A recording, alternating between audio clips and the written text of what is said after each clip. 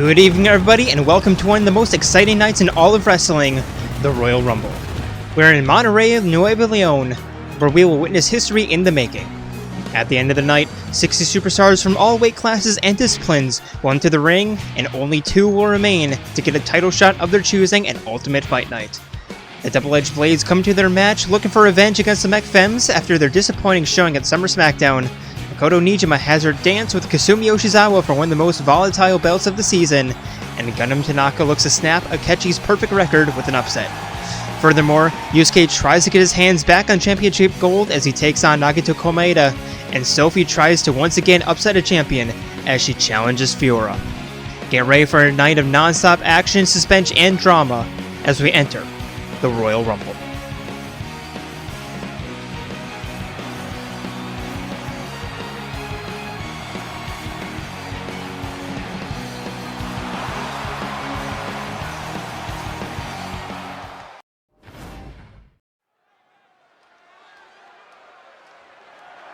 The following contest is scheduled for one fall, and it is for the Women's Undisputed Impact Universal Championship!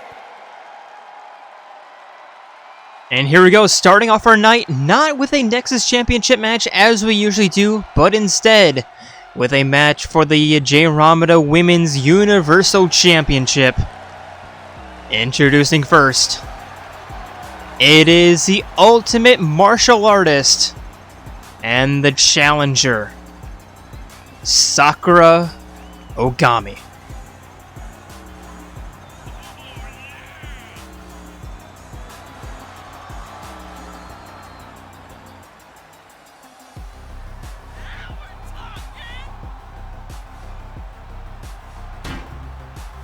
And as I have stated previously, the Nexus Championship matches will be during the weekly matches this week, or the weekly shows this week, as the main events,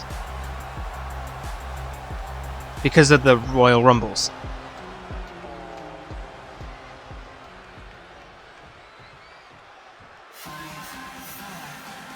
Anyway, and her opponent, it is your Women's Universal Champion, the intergalactic bounty hunter herself, Samus Aran.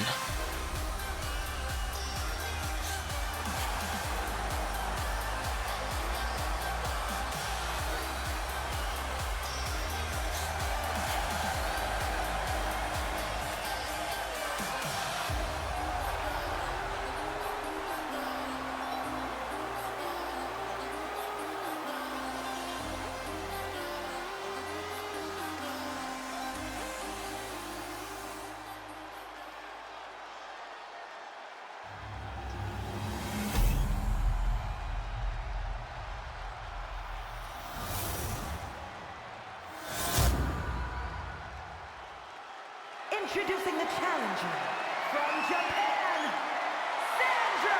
Owari! And her opponent from out of this world, the Women's Undisputed Impact Universal Champion, Samus Aran!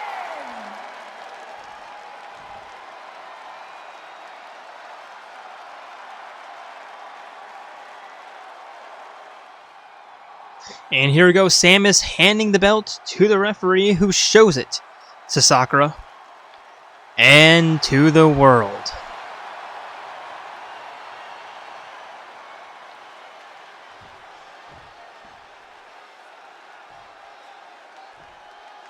Here we go, champion, challenger, staring each other down. The referee rings the bell, they meet in the middle, with Samus immediately getting with the offense. There's a hip toss into a knee, pushing Sakura down. Sakura back up to her feet, but Samus turning her around. And a neck breaker.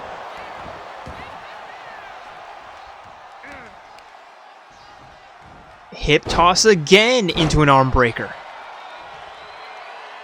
Sakura once again back up to her feet, but Samus again on the offense.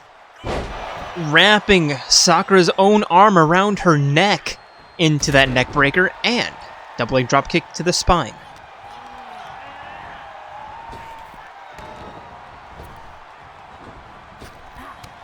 And a spinning back elbow from Samus.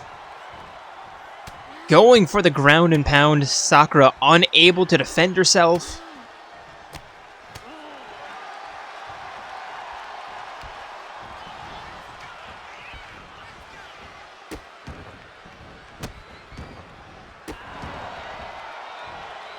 And Samus very quickly, very easily putting Sakura in her place, tossing her over the top rope, not letting her have any distance whatsoever.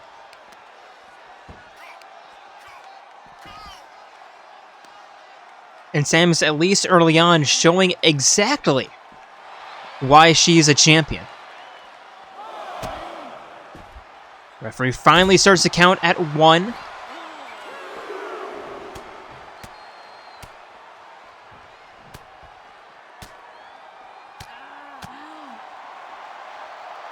Giving them plenty of time along the outside. Finally, there's 3, and finally, Sakura with a Dragon Screw takedown to get a little bit of offense in. Not going to be fully shut out. And tossing Samus into the announcer's booth. Remember, a count out here, regardless of who gets counted out, will be a win for Samus. As Sakura miscalculating the distance. Samus just barely out of range, but Sakura elbowing out, tossing Samus into the corner.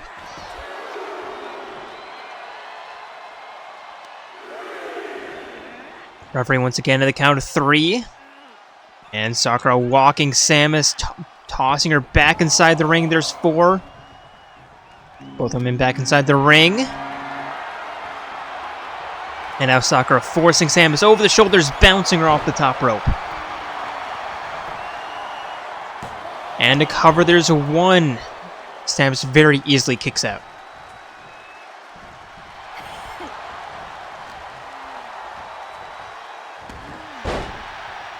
Arm breaker, jaw breaker from Samus. And again, wrapping Sakura's own arm around her own throat. And a neck breaker. Both of them into the outside. Sakura tossing Samus back inside the ring.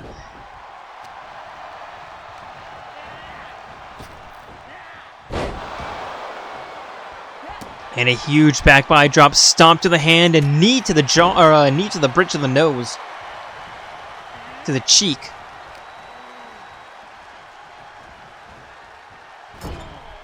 And Sakura tossing Samus back inside the ring, uppercuts to the stomach.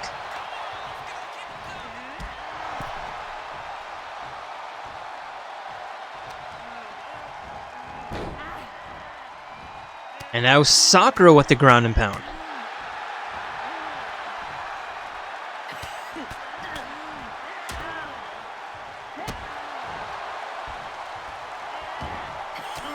And attempting again, but Samus rolling that around, back on the offense, trying to finish what she started.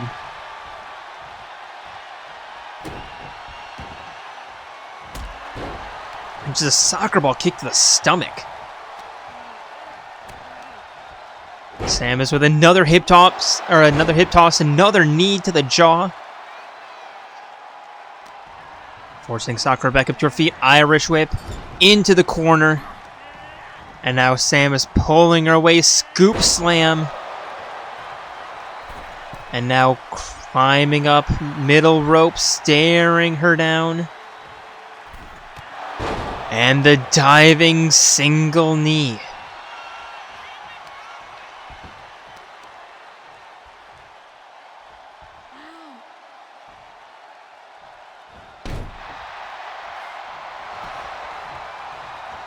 Samus with a leg breaker might have it. There's 2. Sakura kicks out.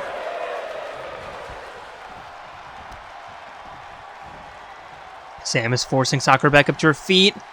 Middle rope diving back elbow. And now Samus once again, middle rope staring down her opponent. And there's the double leg drop kick.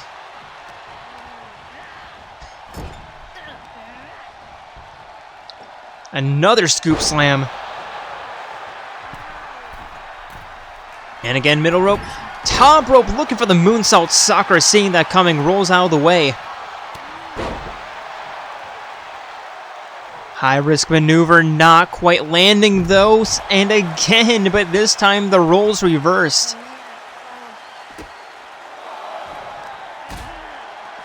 Sakura fights out. Samus fights out.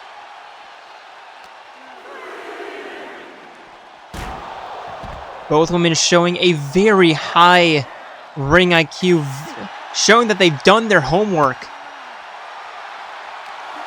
A high-level match is what I was thinking of.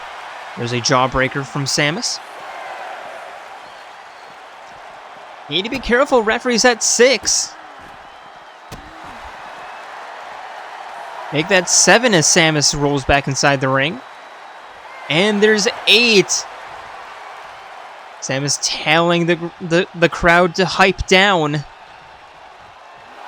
There's 9. Sakura slow to her feet, but not in time.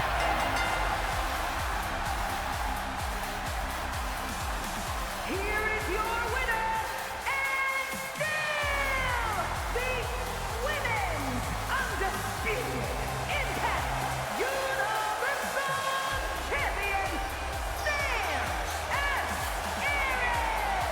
And unfortunately, it is a win by countout. But fortunately for Sam, well, no. Either way, Samus would have won by a countout. But Samus retaining the belt. Looked a little bit sketchy in the middle, yes, but the best champions always find a way to get the victory no matter what, and Samus showed that in spades.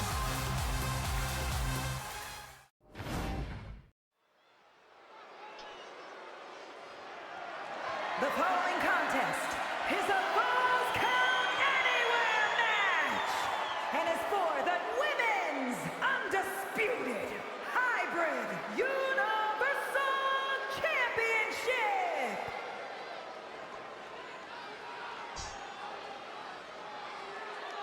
And now for the Eclipse Women's Universal Championship matchup of the evening.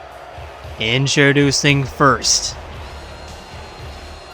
looking to get her hands back after coming up a little bit short, or hands back on the championship belt, I should say, after coming up a little bit short at the 8-bit Brawl. It is A2.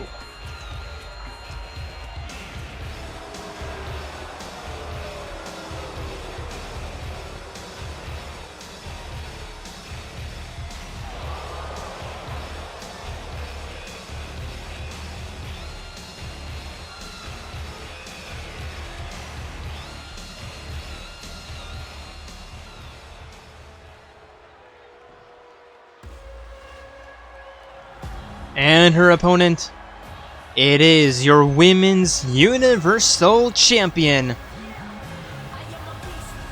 the Ultimate Gymnast, Akane Owari.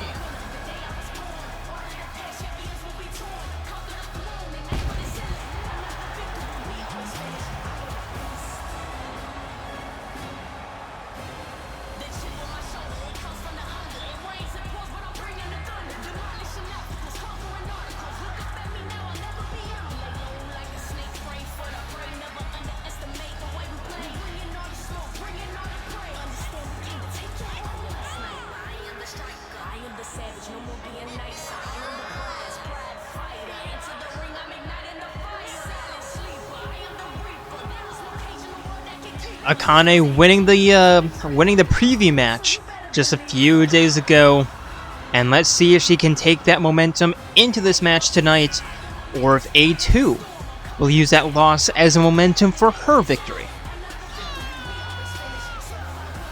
And remember, this is a Falls Count Anywhere match, so no countouts, no disqualifications. Let's see where this match goes, both metaphorically and literally.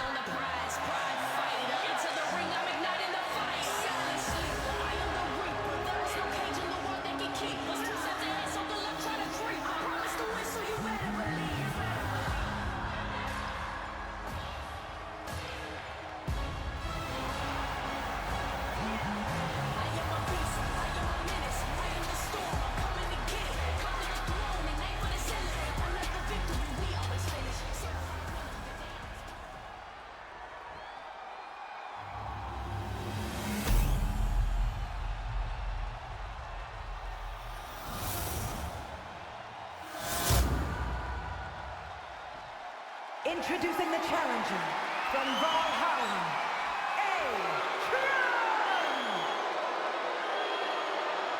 And her opponent from Japan, the women's undisputed hybrid universal champion, Akane Owens!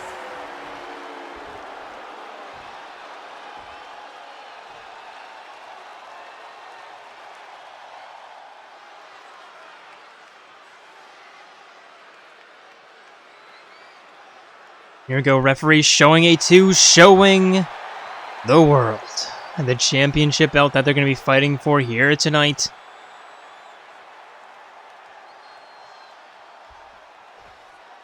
A2 and Akane staring each other down. Referee rings the bell. They meet in the middle, with Akane immediately beginning with a double leg Pele kick.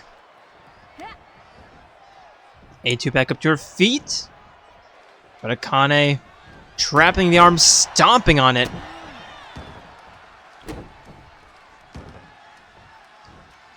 And Akane with the ground and pound.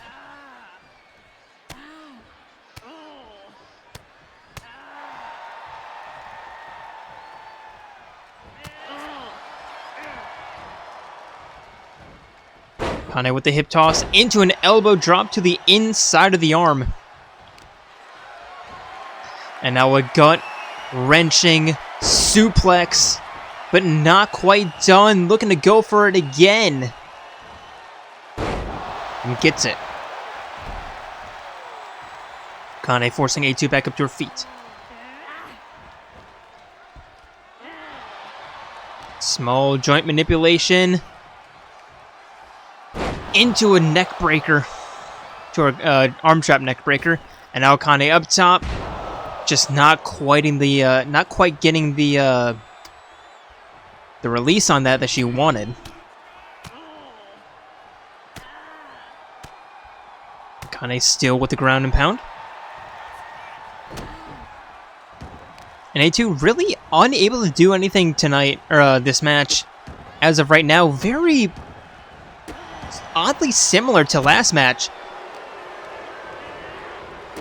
There we go. As soon as I say A2 with a pullback big boot and a stomp to the arm.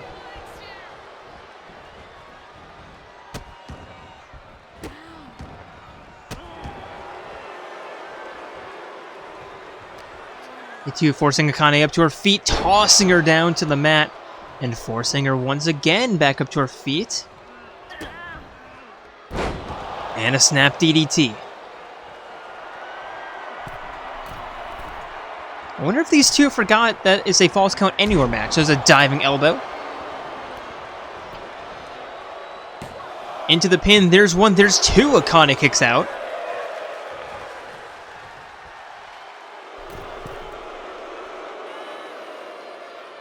Now A2 asking the crowd if they are not entertained.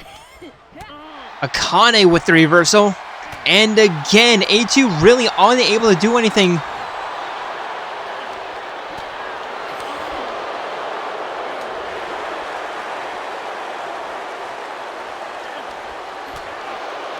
Now A2 fighting back.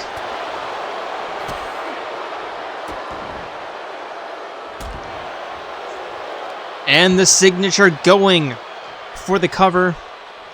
There's one, there's two. Akane again kicks out. And now A2 to the outside. Finally remembering the stipulations, heading underneath the mat, or underneath the ring. What is she looking for? A kendo stick. But Akane with a spinning back heel kick. Going for the cover. There's one, there's two, and A2 kicks out. And fights her way out. And now once again focusing more on the audience than her opponent. There's an arm breaker and a face buster, pulling back on the arm, just putting immense pressure on that shoulder. And now kendo stick in hand.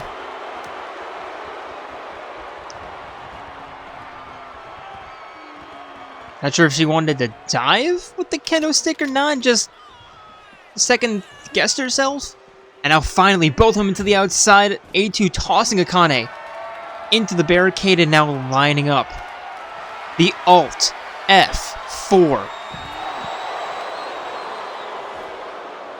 And the cover. There's 1, 2, 3.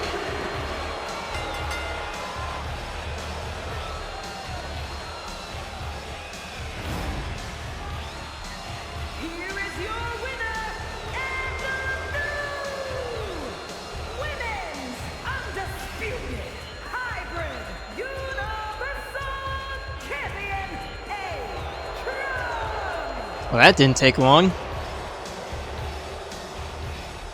A2 regaining the belt. How long can she hold on to it this time? Thankfully, she doesn't have to contend with the Elimination Chamber, but we'll see.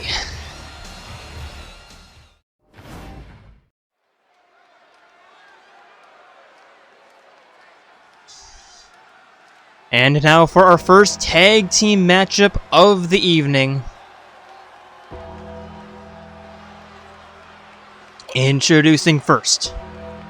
It is the challengers, they are the challengers. It is time for the Dark Hour.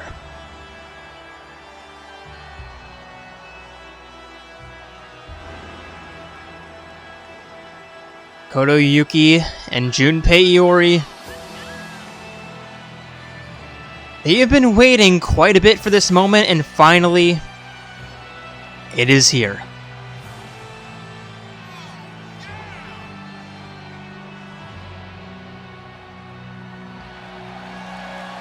A chance to get their hands on championship gold.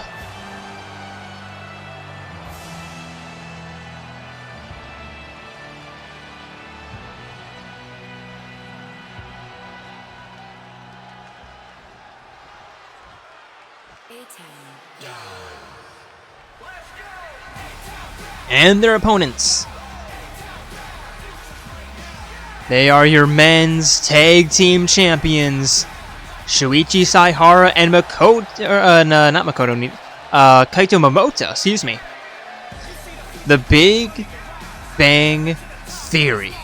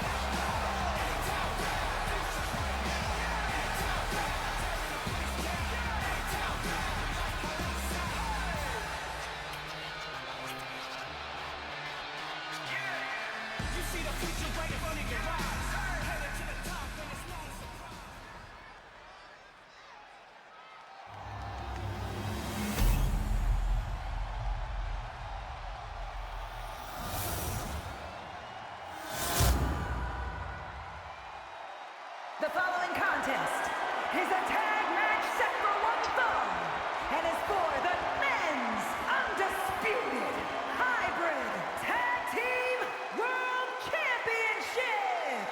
Introducing the challengers at a combined weight of 266 pounds, the Steiner Brothers,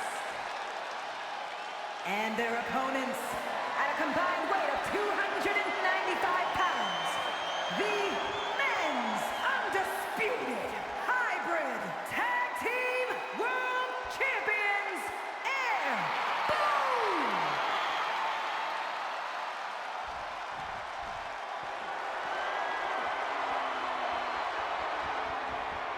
Here we go, Shuichi and Kaito handing the belts to the referee.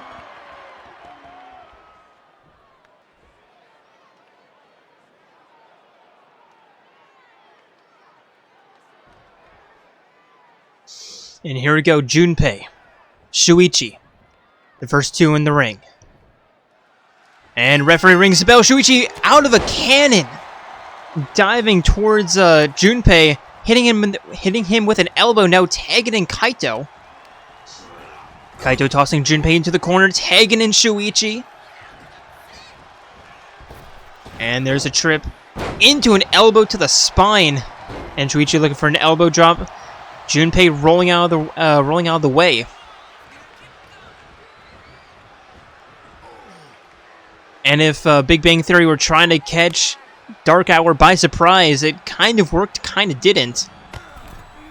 And now Makoto sending Shuichi over the top rope with that clothesline. Unfortunately for him, it is not quite time for the Royal Rumble.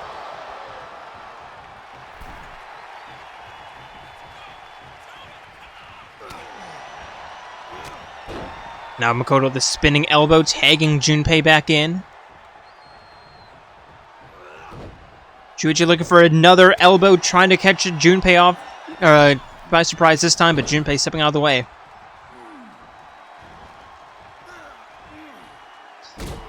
And Shuichi with a stomp to the spine, and an enziguri sending Makoto to the outside. Springboard looking for the leg drop, but Shuichi diving underneath that.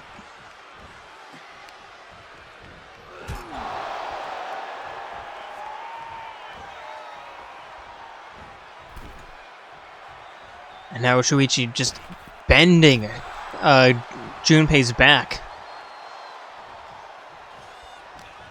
Climbing back inside the ring, but Junpei sending Shuichi into a toss to the corner.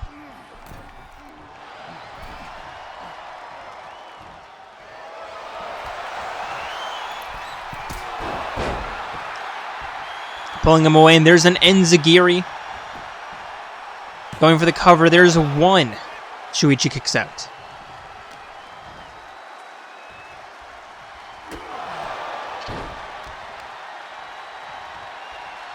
Wrist clutch, knee strike.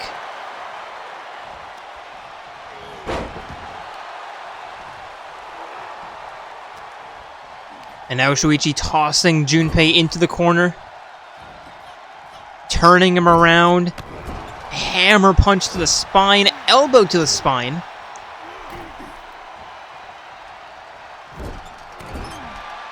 And again, just keeping Junpei trapped in the corner.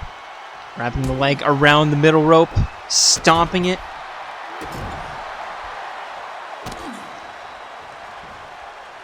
And leaving him with no room to breathe, as there's a guillotine leg drop. But no pin quite yet.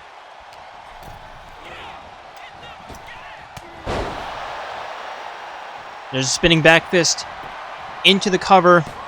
There's one, there's two, and there's Makoto to break it up.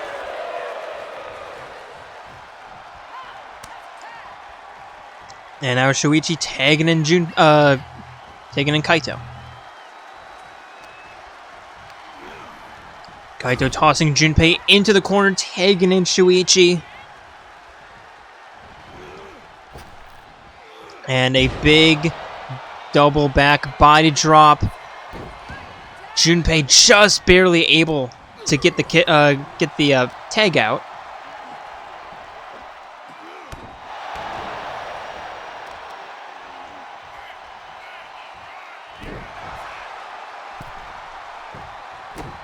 Now Makoto fully on the offense, stomped to the back of the head.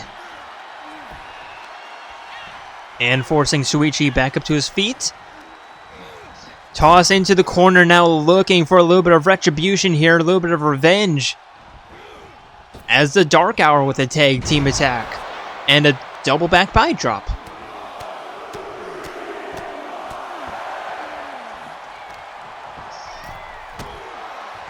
Junpei, kick to the spine. And now up. And down, looking for uno. Y dos. Y tres. The three amigos. There's one, there's two. But Shuichi kicks out. Junpei tossing Shuichi back to the corner, tagging Makoto back in. Over the shoulders in a shoulder toss. And now an arm breaker from Makoto. Going for the cover. 1, 2, 3. Kaito not helping out Shuichi. And the Dark Hour.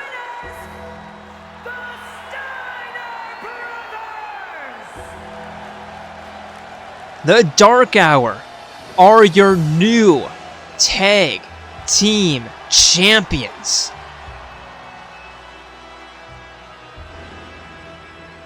I am speechless.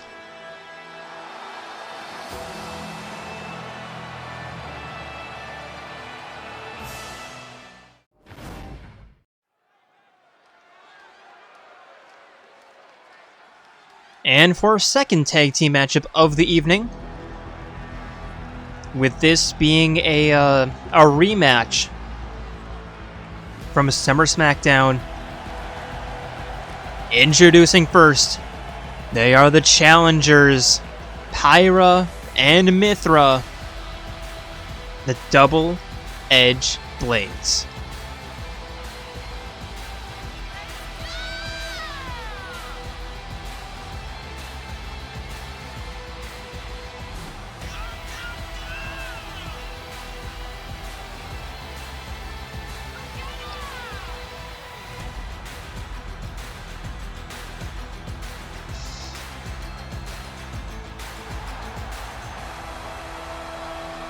Unfortunate loss by countout last time. Can they redeem themselves this time?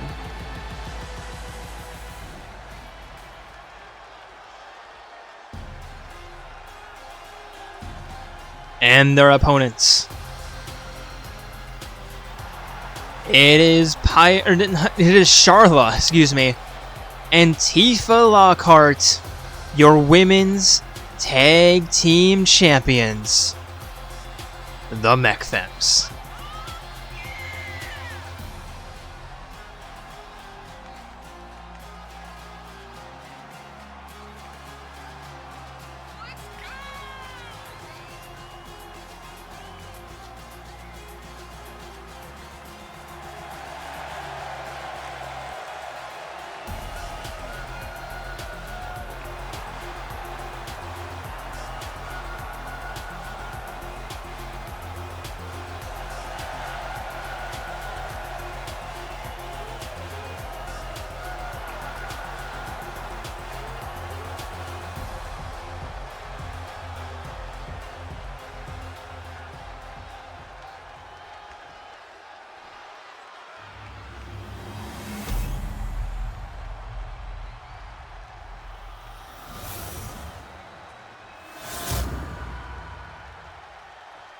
The following contest is a tag match set for one fall, and it is for the Women's Undisputed Impact Tag Team World Championship. Introducing the challengers, The Shield, and their opponents, the Women's Undisputed Impact Tag Team World Champions, La Femme Fatale.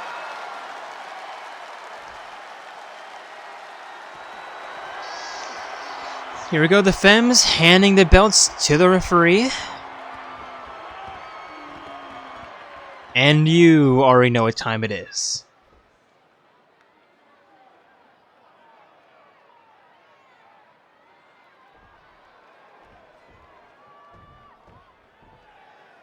Here we go, Pyra and Tifa. The first in the ring, and referee rings the bell. They meet in the middle. No Shuichi nonsense here, as Tifa immediately sends Pyra into the corner, wrapping the arm around the top rope. And Pyra elbows herself out. The grapple, sending Tifa down with that right hand and sending Charla off the apron, but allowing Tifa to get back up to her feet, come back to her senses. And pulling back on the arm. Leave or pull arm breaker. Now Tifa heading up top. Telling Pyra to get up to her feet. And a diving DDT attempt that Pyra gets out of the way of, and a pin. There's one. Tifa kicks out.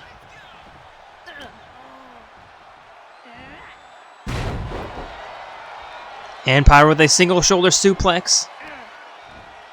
Forcing Tifa back up, and another single shoulder suplex. Into a diving knee to the throat. Pyra taking out Mithra's in now. And Tifa with a tackle. Trapping the arm, stomping the hand. Nothing new. And Tifa tagging in Charla.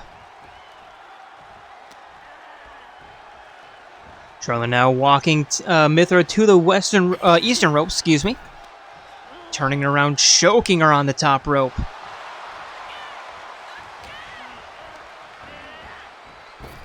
And sending Mithra for a run over the shoulders.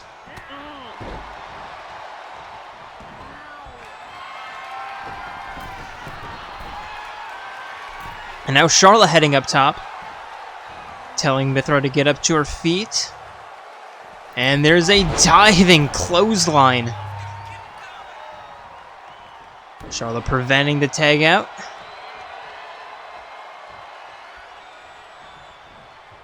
Mithra to the outside, Charla giving chase.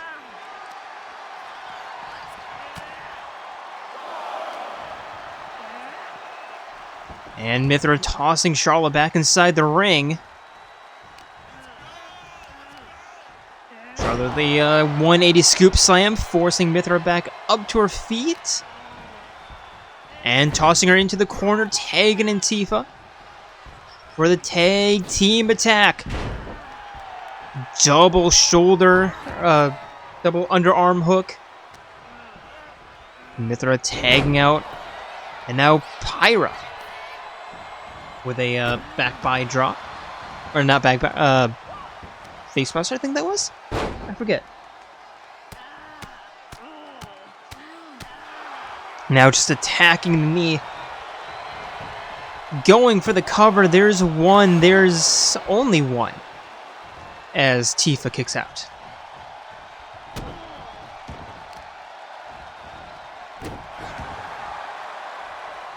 Pyra forcing Tifa back up to her feet. Tifa kicks out. And tossing Pyra into the Femmes corner. Pulling her away. There's an Enzigiri. And going for the cover. There's one. There's two. Pyra kicks out.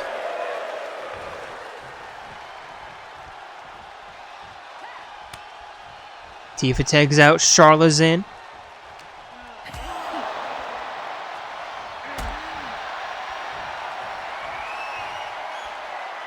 And now Charla with a crescent moon headlock that Pyra finds her way out of.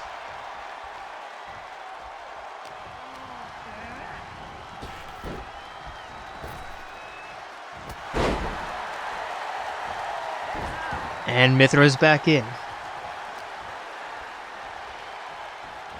Mithra walking Charla around, setting her up on the western rope. And a step over into a double leg drop kick.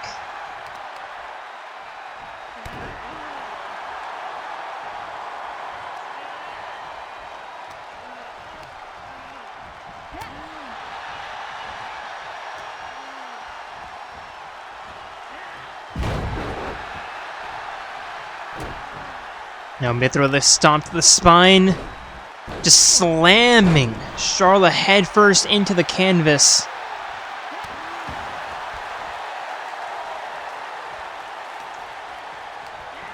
And now sending Charla into a free corner, but Charla elbows out, turning Mithra around and taking her down with an armbar. Pyra's in to break it up. Mythra fights out quickly.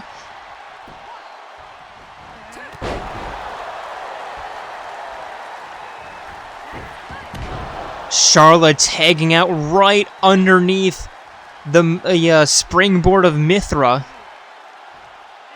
And there's a flapjack.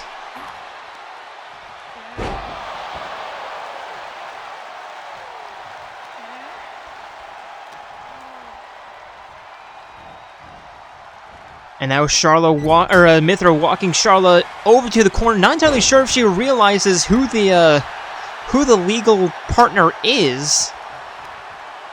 She might still think it's Charlotte.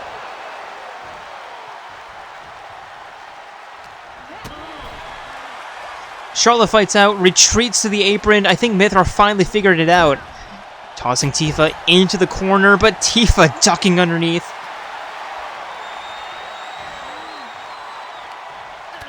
And now a knife-edge chop.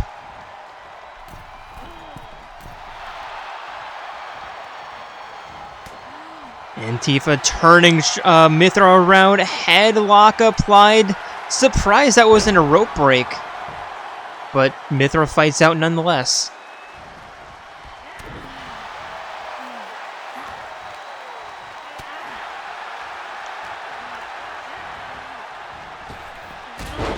And Tifa with an enziguri. Mythra to the outside, Tifa giving chase.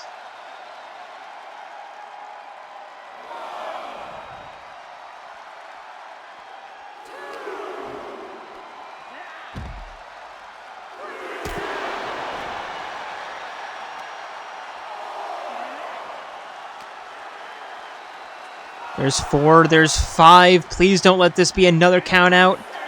Mythra elbows out.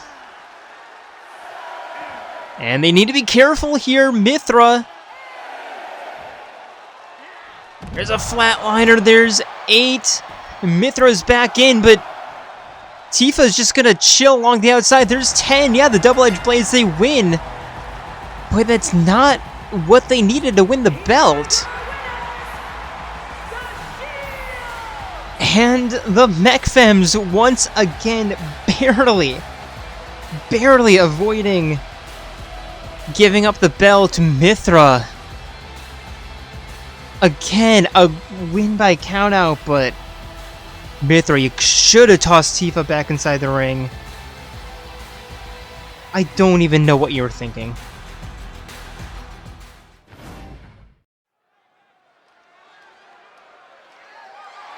The following contest is scheduled for one fall, and it is for the Men's Undisputed Hybrid Cruiserweight Championship! And here we go. Our next matchup. Introducing first. It is the challenger. The man who got his mojo back. It is the Phantom Fox.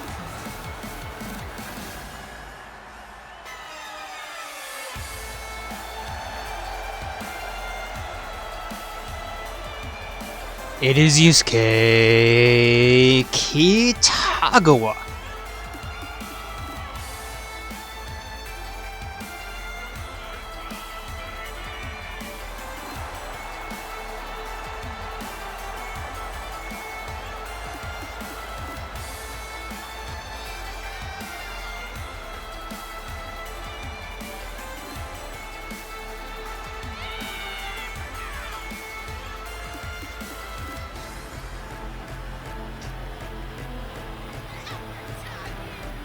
Fox has been doing pretty well as of late. I think 4 wins in a row or something along those lines. Like, after his normal mid-season collapse, he's back. And let's see if he can get his hands back on the championship belt.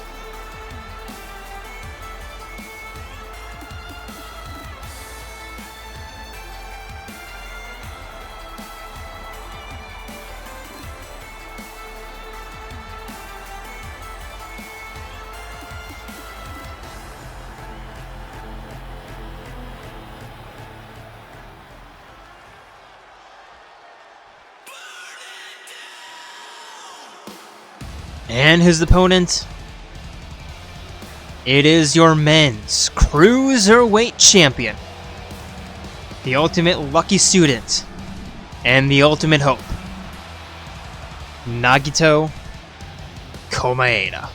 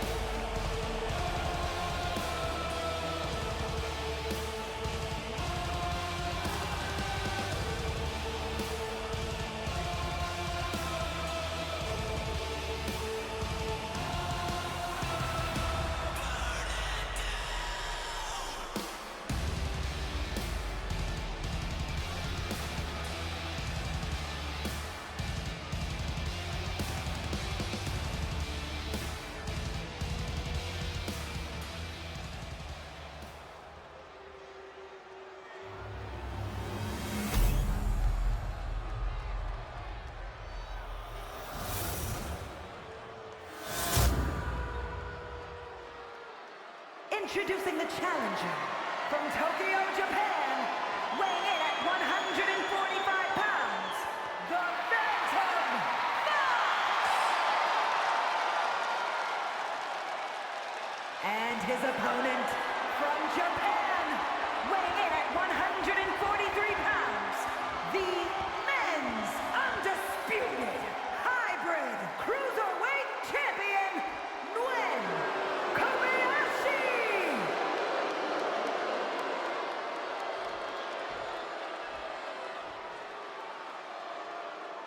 And here we go, Nagito handing the belt to the referee, hoping to get it back at the end of the night.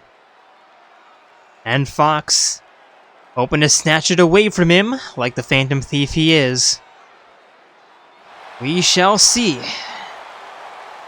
which one it will be.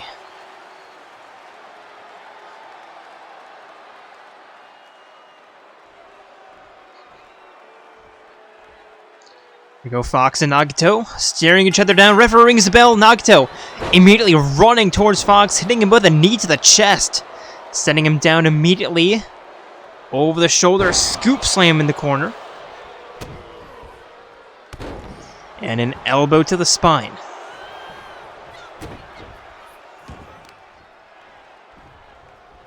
And Nagito again with a scoop slam.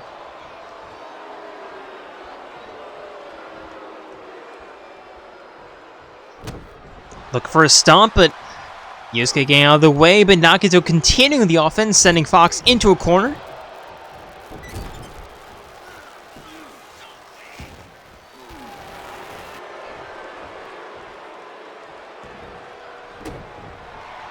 Fox again avoiding a stomp. But Nagito continuing the offense.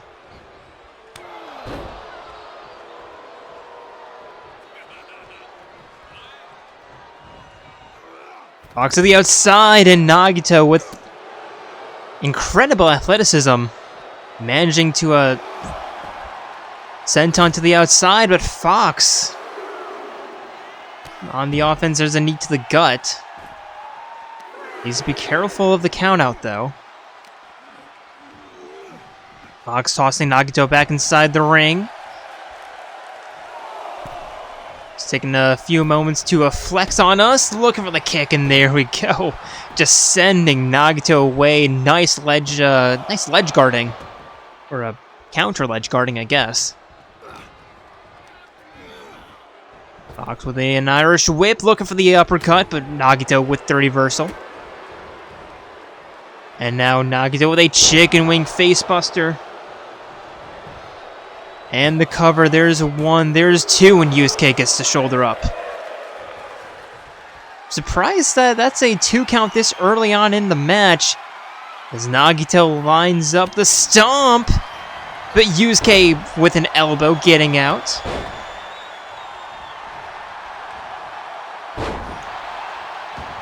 And let's see what Fox can do. Spinning back heel kick. And the cover, there's one, there's two. Another near fall.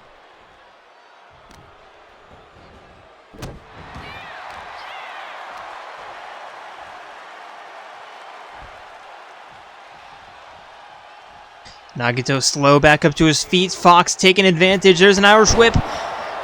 And a Kushinda. Going for the cover. There's one. There's two. And Nagito still pops the shoulder. Again, surprised that this early on in the match. The Fox turning Nagito around. European uppercut.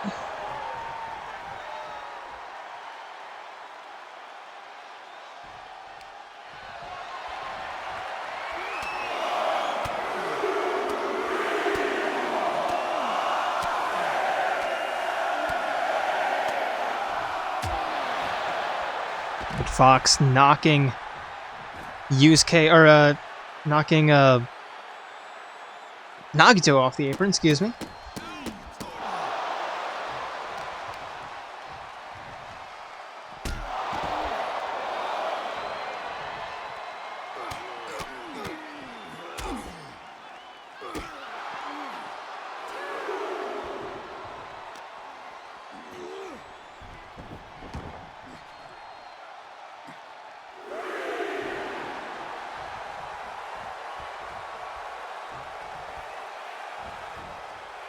Nagito, or Yusuke again with the fire stomps.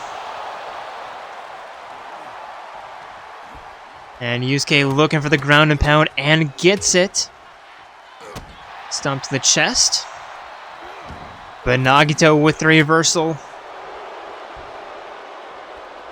Rolling Fox onto his stomach. And smashing the knee.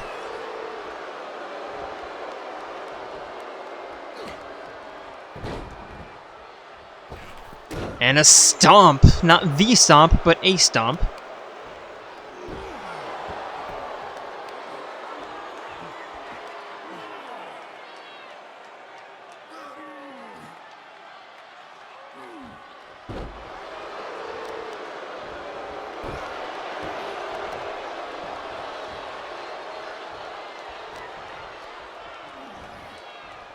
And now Nagito looking for the slam. And the cover, there's one. Fox pops out at one. There's an arm breaker.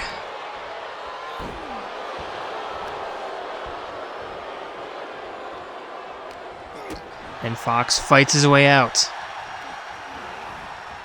Tossing Nagito for an Irish pullback. There's a knee to the stomach. And a spinning elbow sends Nagito down.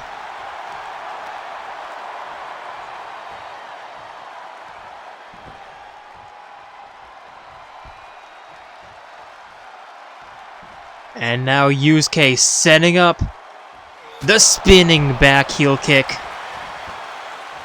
And the cover. There's one, two, and Yusuke Kitagawa is your newest men's Cruiserweight champion. Men's undisputed hybrid Cruiserweight champion, the I mean, he's absolutely deserved it after the past couple of months of just getting himself back on track. Congratulations, Yusuke. But please actually try to hold on to the belt this time.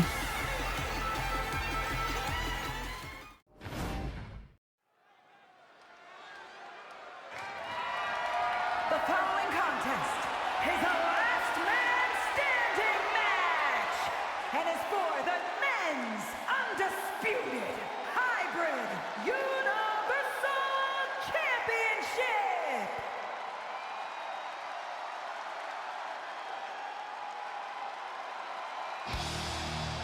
Introducing first, it is the challenger, the ultimate coach, Nekomaru Nidai.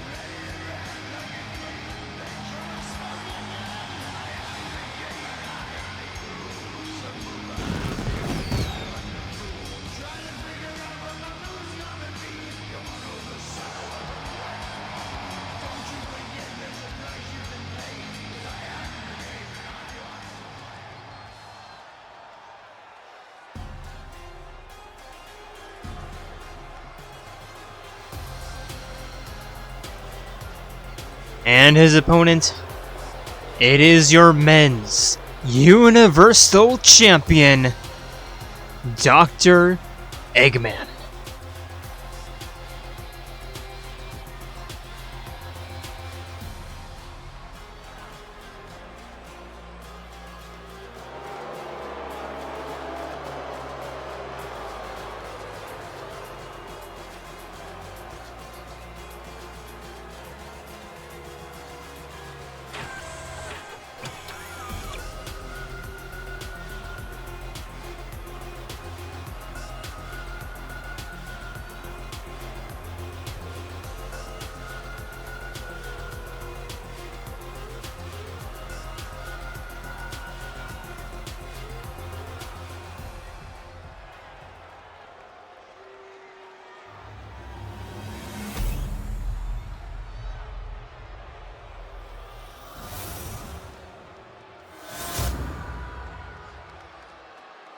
Introducing the challenger from Japan, weighing in at 268 pounds, Coach Nekomaru.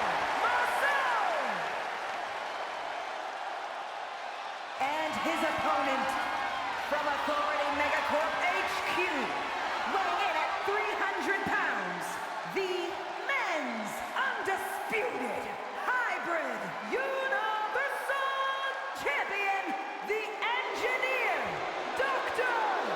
England!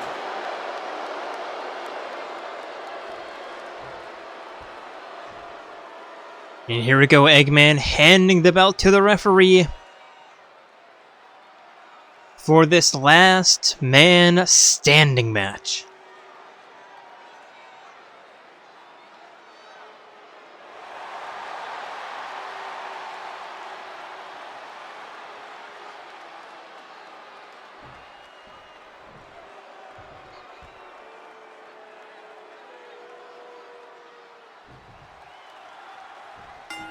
And in case you need a reminder, last man standing matches are essentially boxing matches in a way, where you need to get your opponent down to the mat for the 10 count. To get the win, no pinfalls, no submissions. Yes, countouts, but we don't really count those.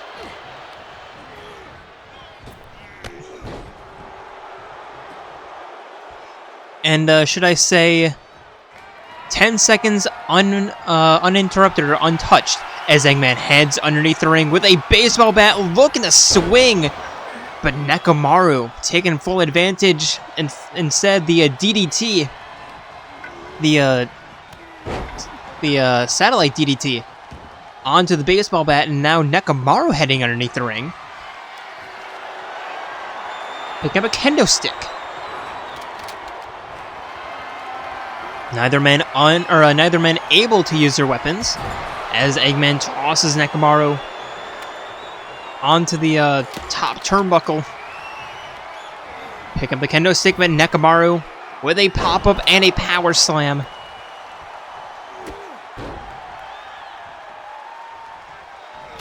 Eggman back up to his feet and fights Nekomaru off.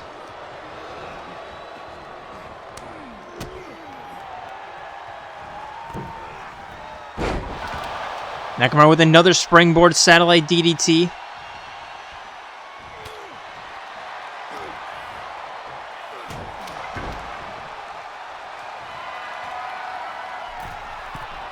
And now Nekomaru heading up top.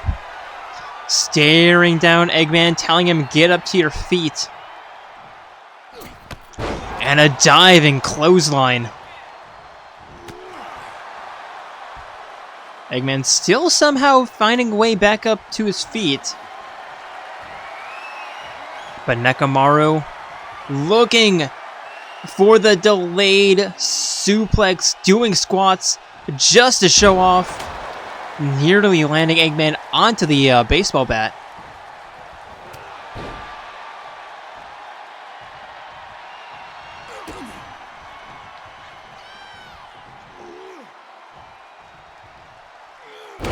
And the backpack facebuster. Nekomaru with the baseball bat. Referee finally starting the count.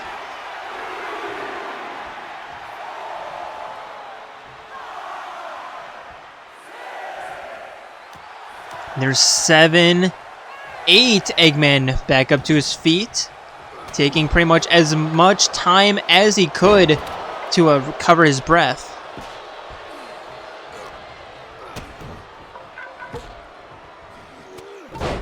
And a knee to the back of the head.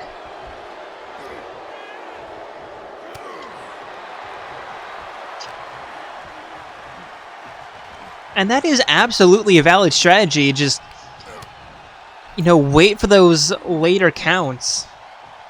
Just catch your breath, allow yourself to reset, and just slow down the match to get the pace that you want. There's a backstabber from Eggman.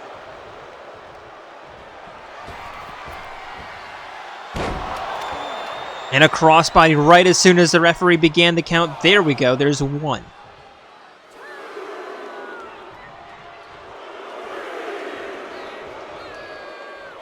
Now Eggman just kicking the dust onto his opponent.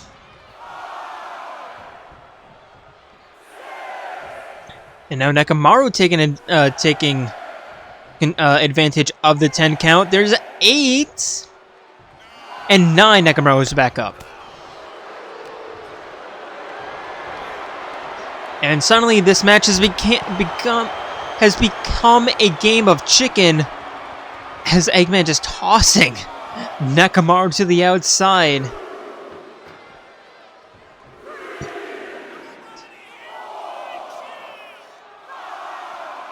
Eggman, this isn't the Royal Rumble, you know that. I mean, it is, but not quite yet. There's 9 Nekomaru back up to his feet.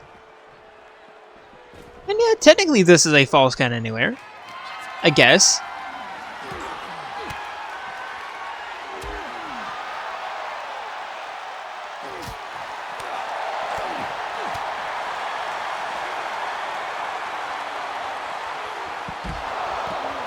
And Nekomaru with a back body drop.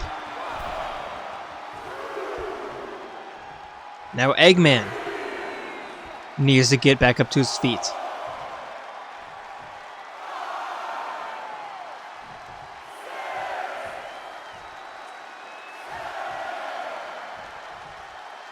There's 8, and Eggman once again back up to his feet. Now slow, but back inside the ring. Nekomaru with the baseball bat. Eggman knocking it out of his hand. Irish whip. And a suplex.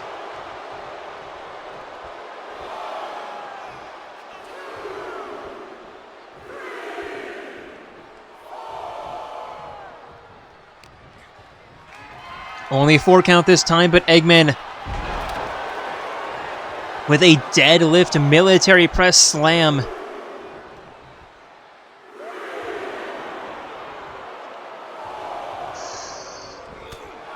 And again, only a 4 count.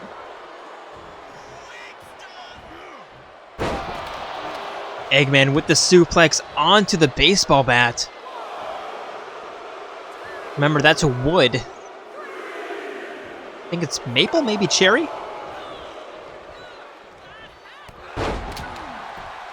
Nekomaru with a clothesline, sending Eggman down.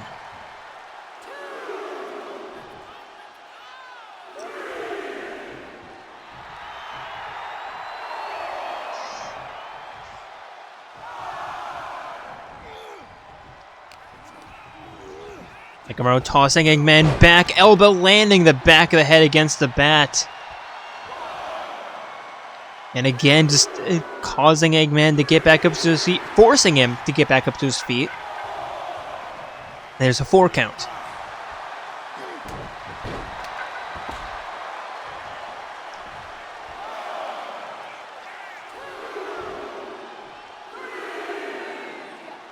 And now, just like the later counts, help you get your breath back and just help you recover a little bit. The early counts absolutely help with the like the mental game, just playing mind games. And Nekomaru just standing on Eggman's chin there.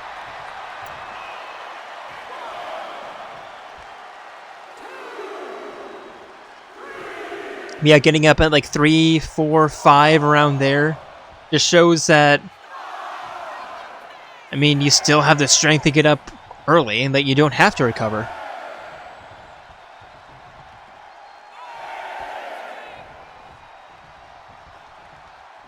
There's 9 and Eggman rolls back up to his feet. Nekomaru with a baseball bat. Baseball bat finally getting used, but only once. Now Eggman back on the offensive.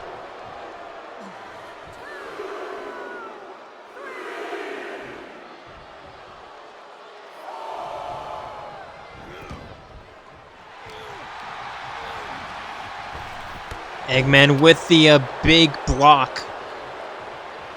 Sending Nekomaru back down, forcing him get back up to your feet. There's a 4 count.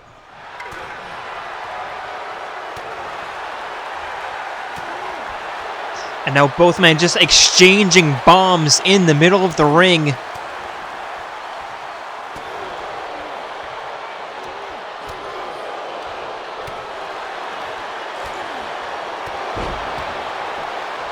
And Nekomaru sending Eggman down, but not quite done. Gut-wrenching facebuster side slam.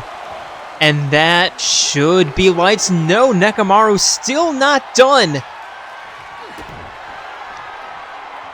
Wanting to put a bow on this. The half, or the semi-tombstone power driver. Eggman, yeah, back up to his feet, but not quite all the way there. Butterfly jawbreaker. And now, submission maneuver. That's not going to win you matches, or that's not going to win you this match. But it absolutely will play the mind games.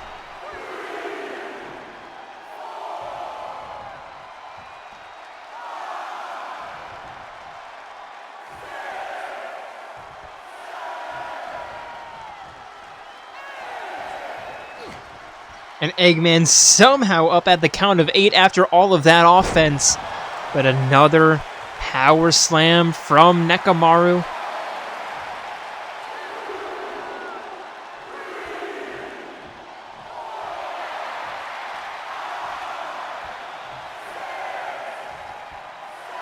There's 7, 8. Eggman again up to his feet. Nekomaru can't believe it.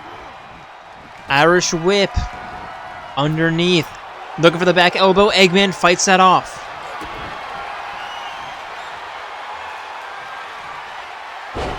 And there's another neck breaker.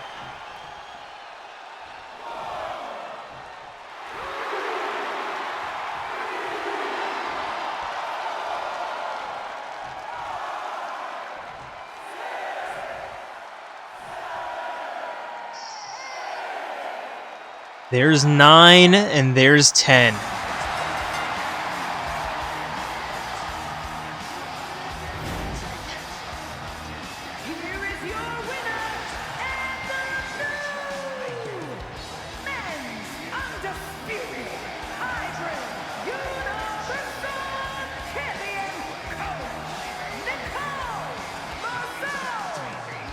And Nekomaru outlasting Eggman.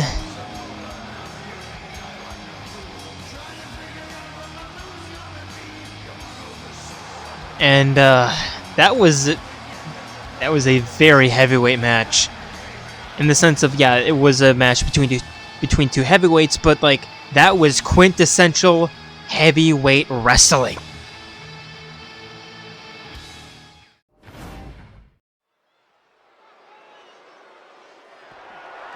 The following contest is scheduled for one fall and is for the men's undisputed Impact Universal Championship.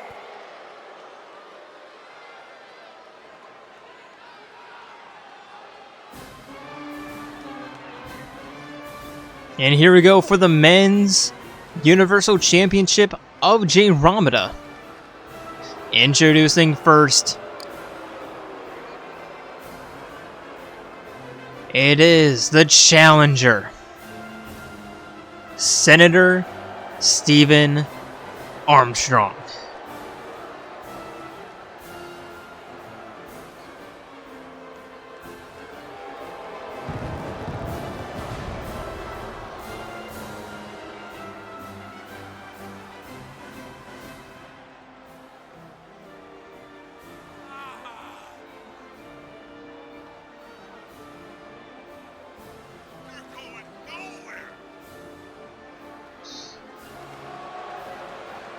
And Armstrong sensing blood in the water, although Shinjiro did end up winning against Raiden. He did end up winning against Jack the Ripper.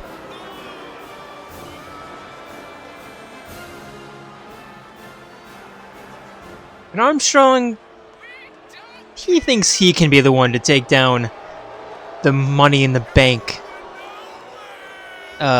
championship, the Money in the Bank cash-in holder. Or winner, or whatever you want to phrase that.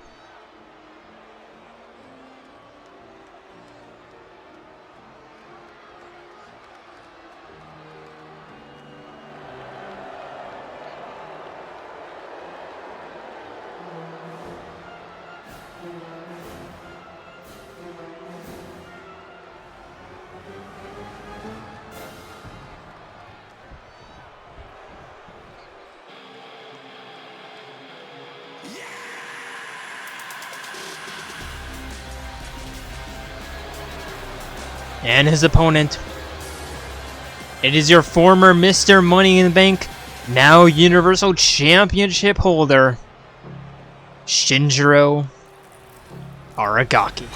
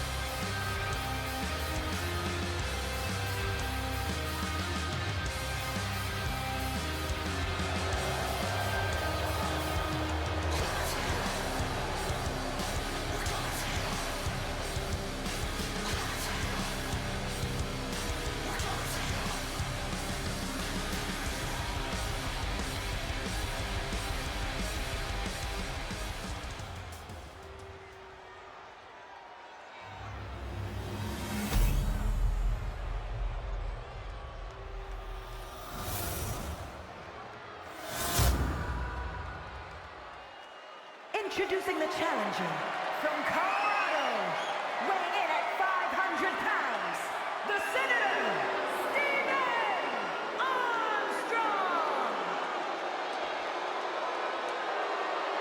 And his opponent from Tokyo, Japan, weighing in at 155 pounds, the men's undisputed Impact Universal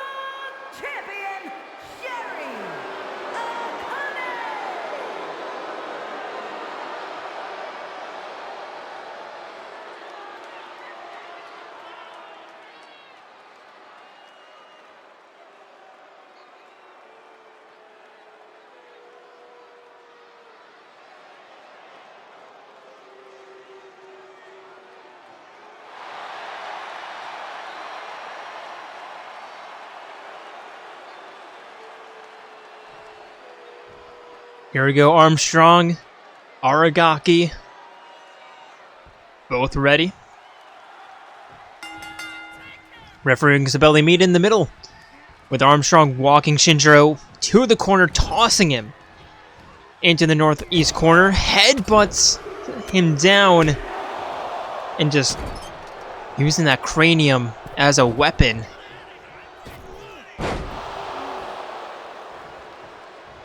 Now you powerbomb, stomp to the wrist, looking for the elbow drop, but Shinjiro gets out of the way. And Armstrong pushing Shinjiro down, stomp to the shoulder.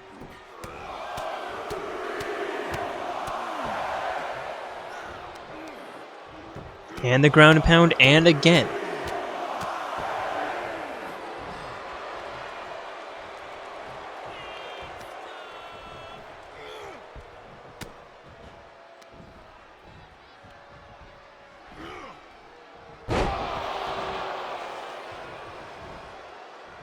Armstrong forcing Shinjiro back up to his feet.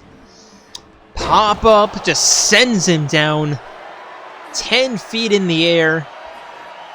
And now Armstrong to the top rope. Diving knee.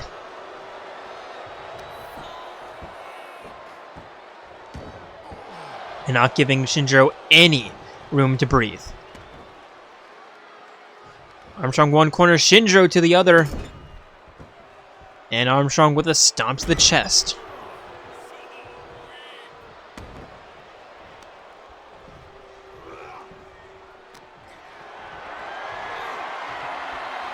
Up over the shoulder, but Shinjiro fights his way out. Armstrong forcing him back down.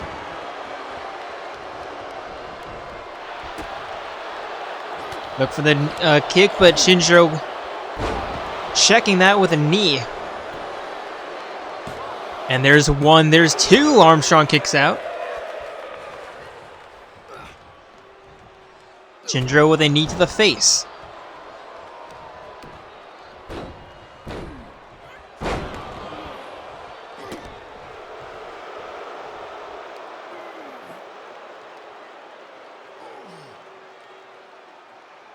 And now just cranking on the neck, sending Armstrong down, bashing him head first into the canvas.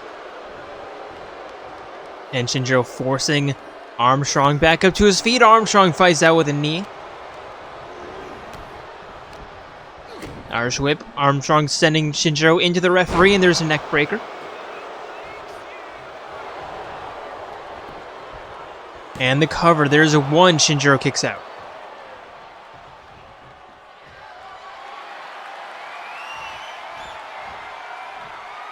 Up, over, power slam down, and now Armstrong setting up the last ride.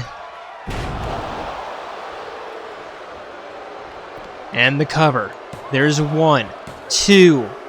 Shinjiro barely kicks out.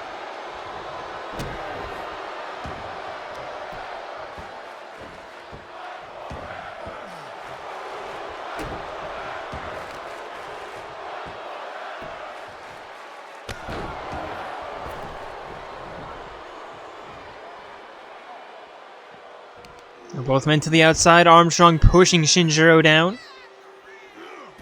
Looking for the stomp. Shinjiro fights out.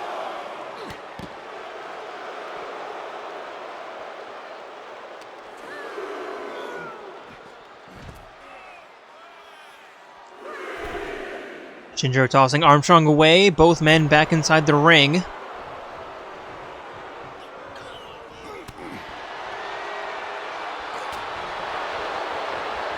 And now just exchanging right hands, unfortunately not having the best of views here.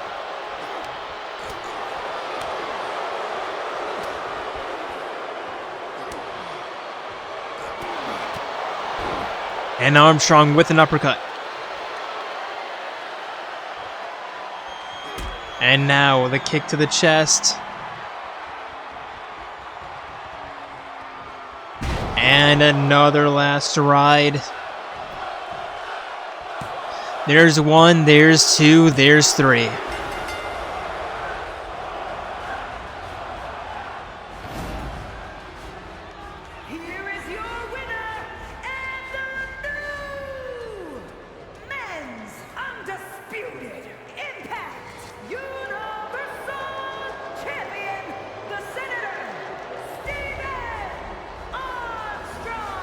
And Armstrong showing... well, showing Shinjiro why he's not quite ready. Why he's not quite ready to be a Universal Champion just yet. He's gonna be holding on to that belt for a while.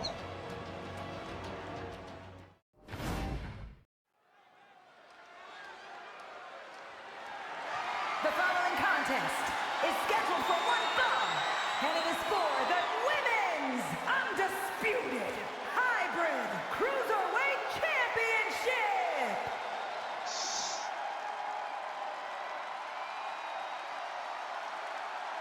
And here we go. One of the three main matchups of the evening, not including the Royal Rumbles, of course. Introducing first, it is humanity's companion, Sophie.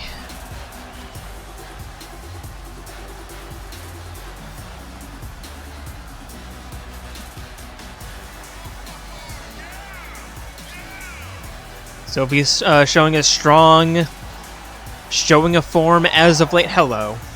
And, well, looking to come home the victor and holding one of Fiora's 2 championship belts.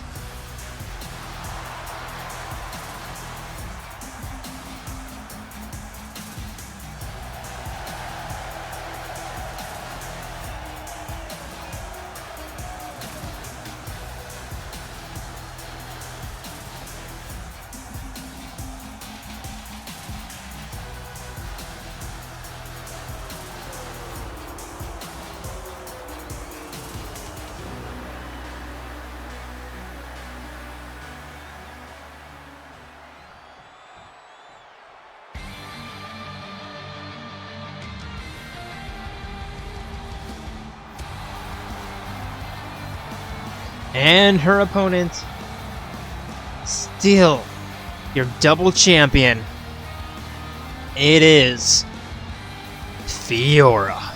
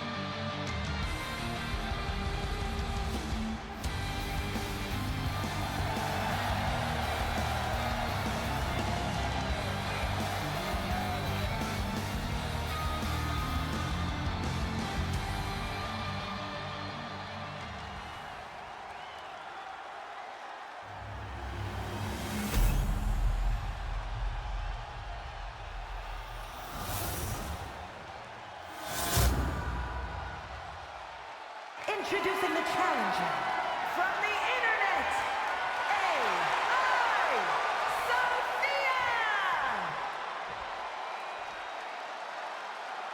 And her opponent from Stillwater, the Women's Undisputed Hybrid Cruiserweight Champion and the Women's NXT Champion, Fiora!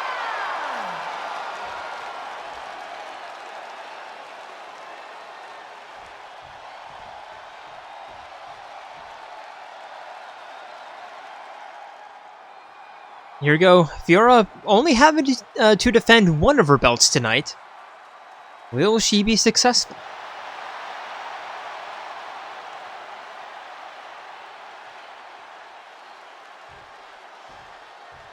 Here we go. Sophie, Fiora staring each other down. And referee rings the bell. They meet in the middle, with Fiora immediately beginning with a right hand.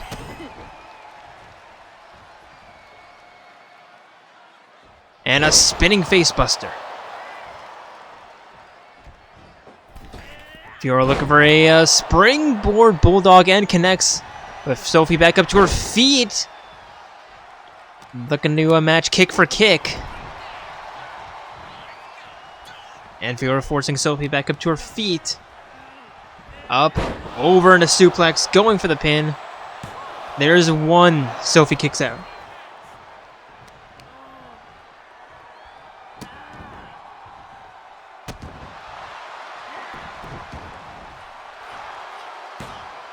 Sophie with a bulldog facebuster. And a knee to the elbow.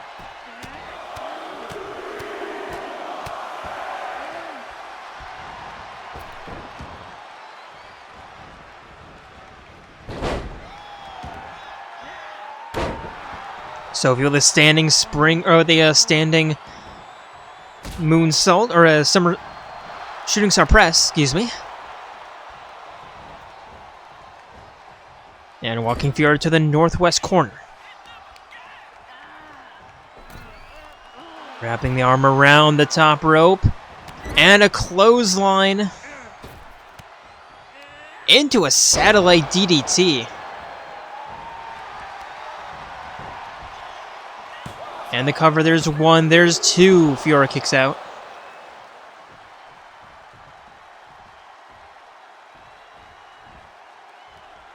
And Sophie forcing Fiora up to her feet. Chicken wing facebuster. And the cover. There's one, there's two. Fiora still powering out.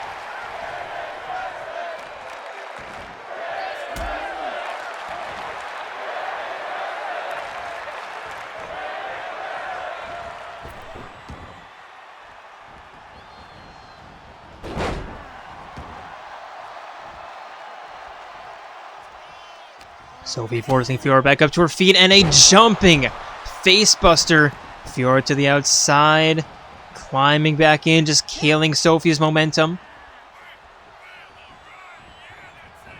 And walking her to the eastern ropes. And now using the bottom rope as leverage. That was disgusting.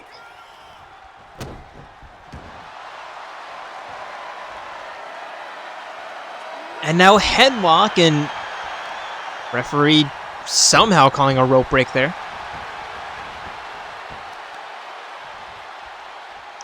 And Fiora with a stomp leg breaker.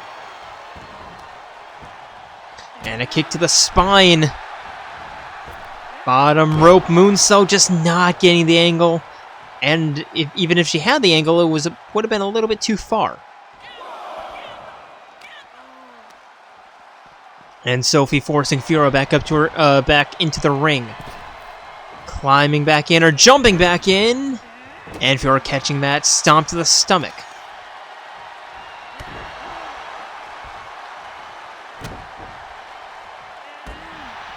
Fiora back on the offense, heading to the outside, climbing back in. Not entirely sure what the plan was there. And Sophie kicks her off. Sophie trying to get back on the offensive, trying to get back to where she was before.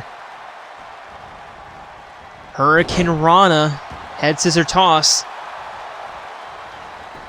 And the cover, not even a 1 count.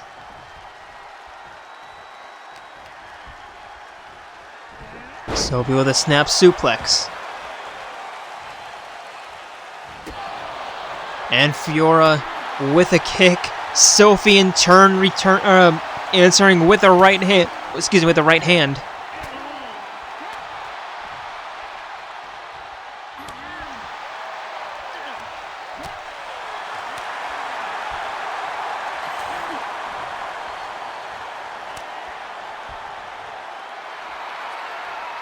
Sophie egging Fiora on, but unable to get the unable to whatever. And now Sophie with a backflip kick. And now diving underneath. Hurricane Rana, her head scissor toss.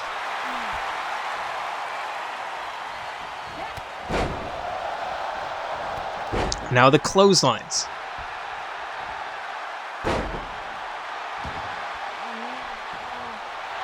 And now Sophie with the cover.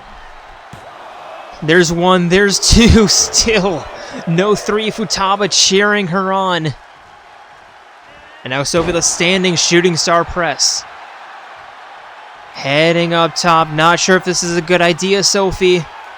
Moonsault, 180 is semi-moonsault. There's 1, 2, 3, and Sophie dethrones the double champion. Here is your winner and the new Women's Undisputed Hybrid Cruiserweight Champion, Sophia!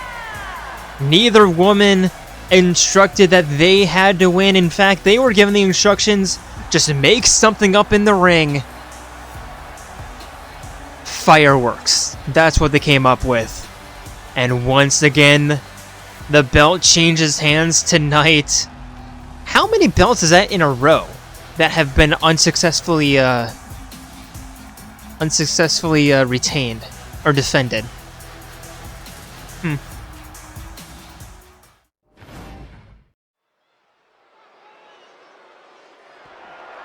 The following contest is scheduled for one fall, and it is for the Men's Undisputed Impact Cruiserweight Championship! And here we go. For a penultimate championship matchup of the evening before the two Royal Rumbles. Introducing first, it is the challenger. The Dark Lord of Destruction. Gundham Tanaka.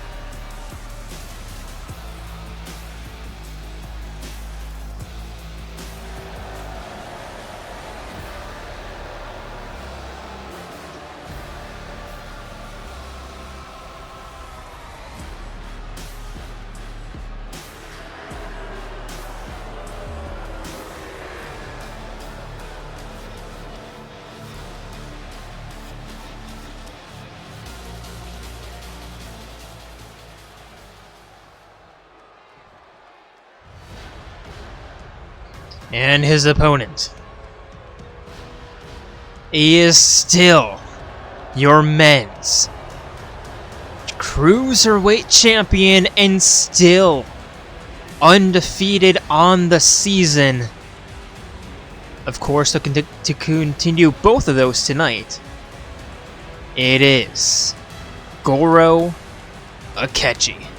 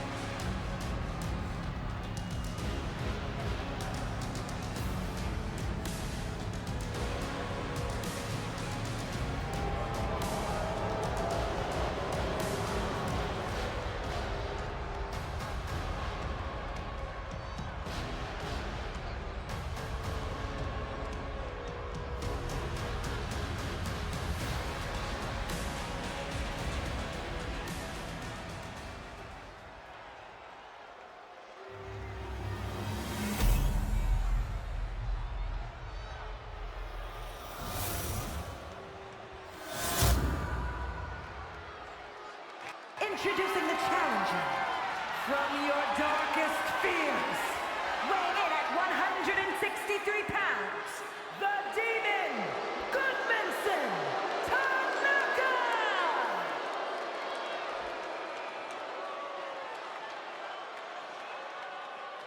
And his opponent from Tokyo, Japan, weighing in at 145 pounds, the men's undisputed Impact Cruiserweight Champion, Goro Akechi!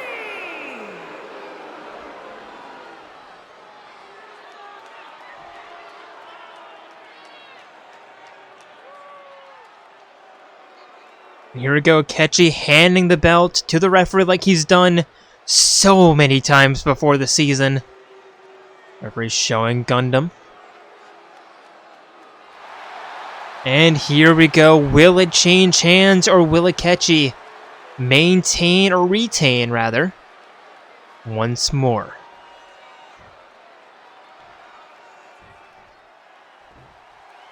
And here we go. Referee rings the bell. They meet in the middle.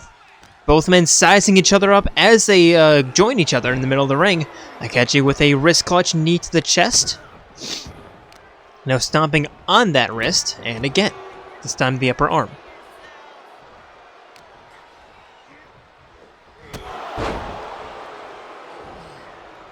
And now, Akechi up top. Double foot stomp.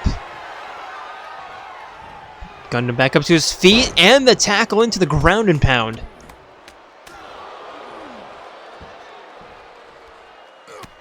And again, this time with the left hand.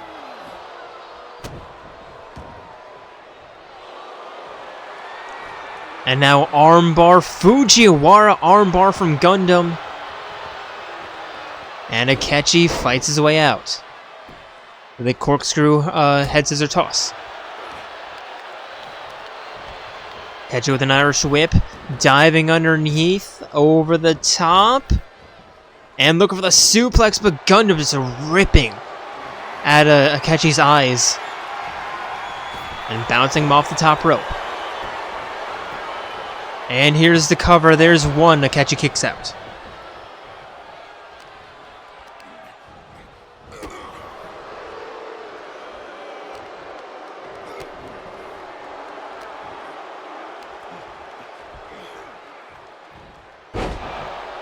And a power slam from Gundam. Going for the ground and pound, just slipping past Akechi's defenses.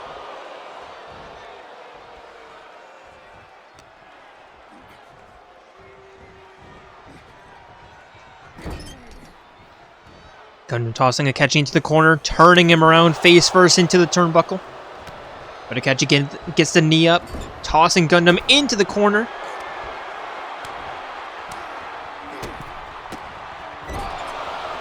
And just sending him down with a series of stomps. And how about a drive-by for good measure?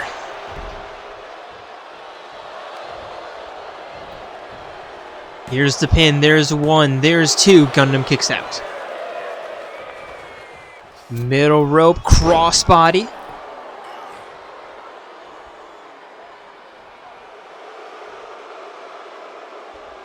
And now lights are out, Gundam appearing behind Akechi. And a single shoulder suplex, taking advantage of the confusion. Pop-up backbreaker. Or a backdrop.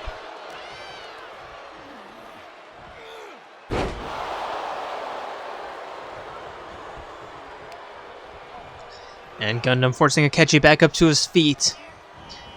Choking him, and a headbutt for good measure. Spreading the legs, stomping on the stomach. And Gundam going for the cover. There's not even a one count as Akechi gets his shoulder up. And Gundam with a clothesline sends him down. Akechi, he's been in this position before. He has needed to come back in matches before. So this isn't anything new, but this is certainly not a position he wants to be in. Wrist clutch knee strike.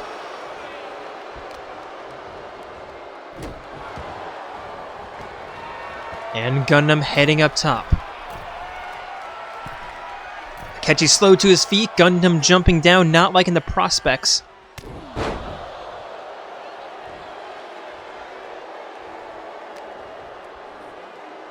And another clothesline sends Akechi down. Akechi just rolling Gundam onto his back, another ground and pound, just trying to regain control of this match.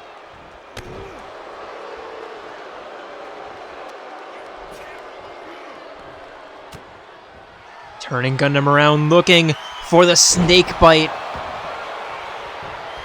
And here's the cover. There's one, there's two, and Gundam kicking Akechi off, sending him flying.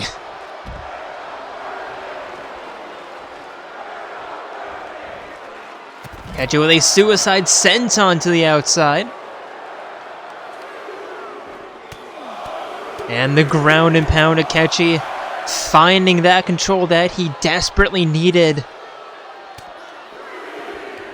Turning Gundam around. Piggyback facebuster. And the ground and pound.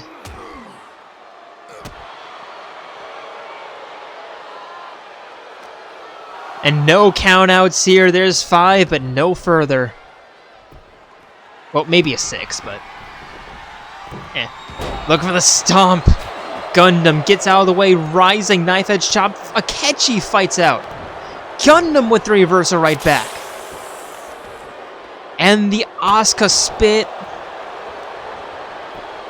Asuka-esque. There's one. There's two. Akechi kicks out despite the referee slapping him in the head.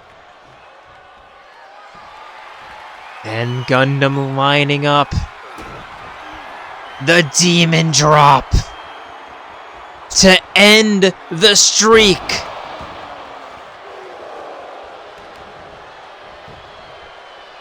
One, two, no 3. Akechi fights his way out, rolls out of the way of the knife edge chop. Gundam looking to choke him. Akechi with the reversal, walking Gundam to the northeast corner.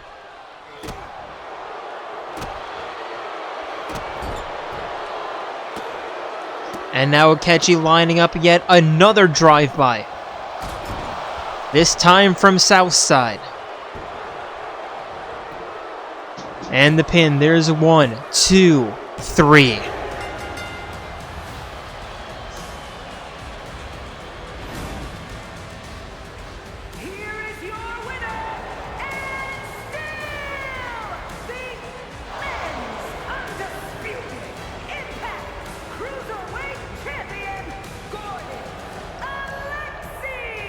And Gundam putting up one hell of a fight. Pun absolutely intended. But Akechi was just that much stronger.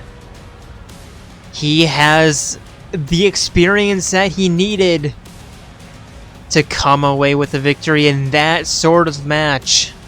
And the streak continues for at least another month.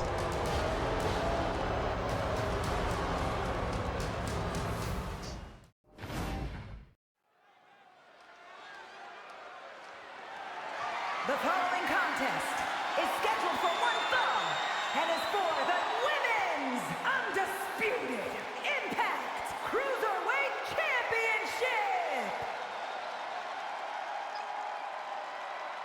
And now our final match before the Royal Rumbles.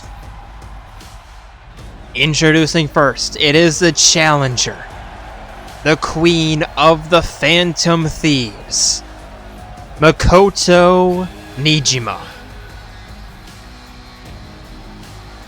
Winning her match against Mitsuru to get this honor.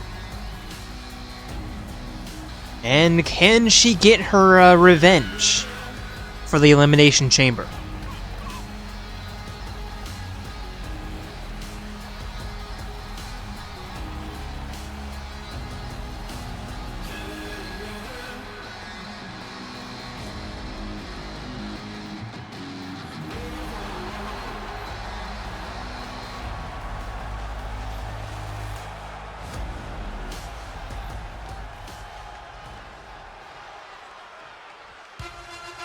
And her opponent, it is your women's Cruiserweight champion for like the third or fourth time this season.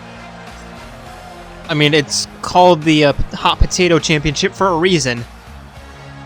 It is the Phantom Violet, Kasumi Yoshizawa.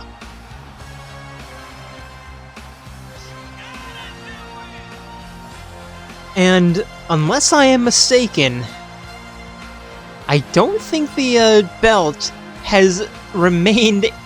Or I don't think the belt has been retained at all this season. I think every single match, the belt has been up for the defense. The challenger won. I'm pretty sure. I could be wrong again, but I don't think I am.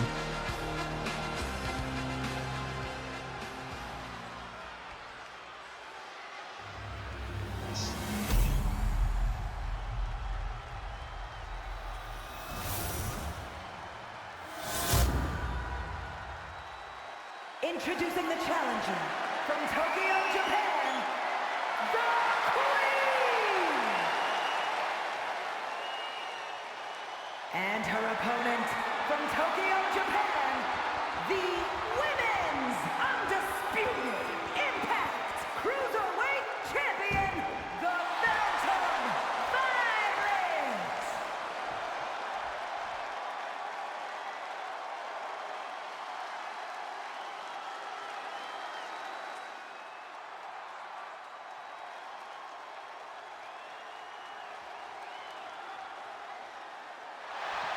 Here we go.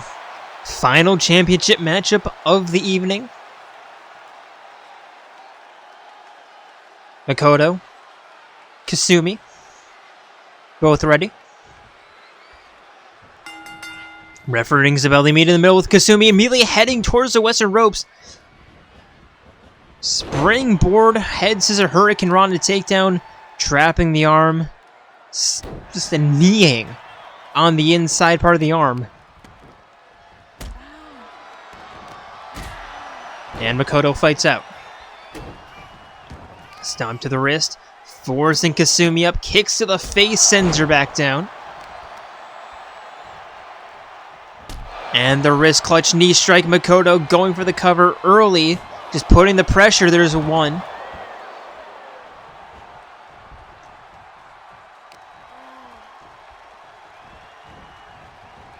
Again, that pinfall wasn't necessarily for trying to win the match. It was more just applying pressure to Kasumi.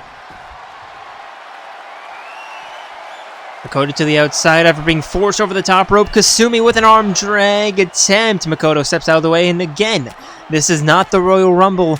We do not need to be throwing our opponents over the top rope. Not yet.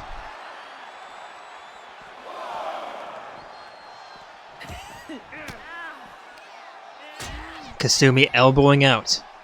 Referee at the count of 2. Kasumi trying to toss and successfully tosses Makoto back inside the ring. There's 3. Makoto with a senton. Nobody's home.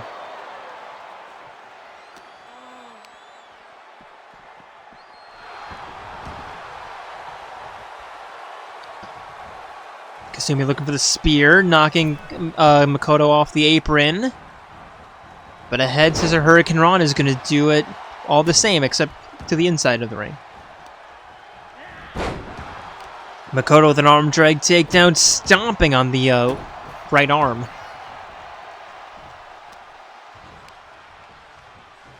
And a knee smash.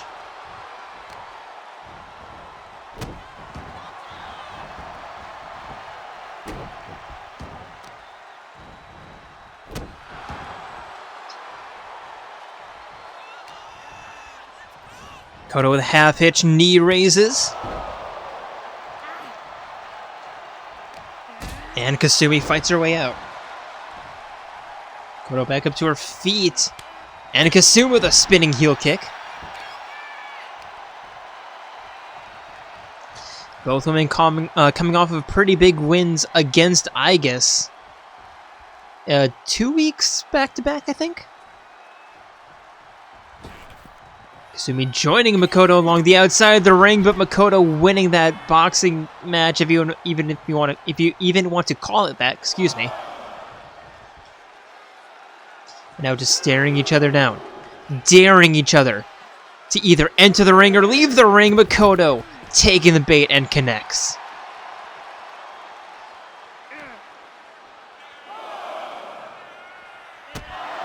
Pull back kick to the chin.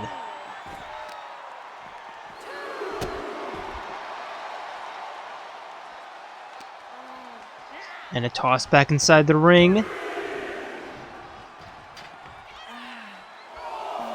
Makoto rolling back inside. And a kick to the jaw, forcing Kasumi back up to her feet, looking for the clothesline. Kasumi with the reversal. And now the clotheslines. Kasumi trying to get back into the back into control of this match.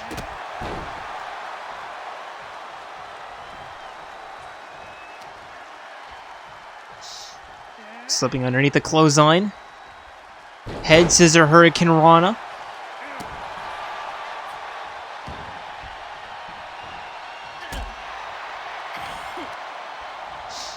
And the Irish whip.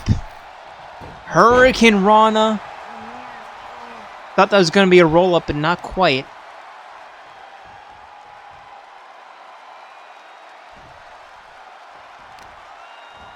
Now Kasumi stomping on the upper arm. Makoto wriling around in pain. Double foot stomping again, Makoto. Just writhing.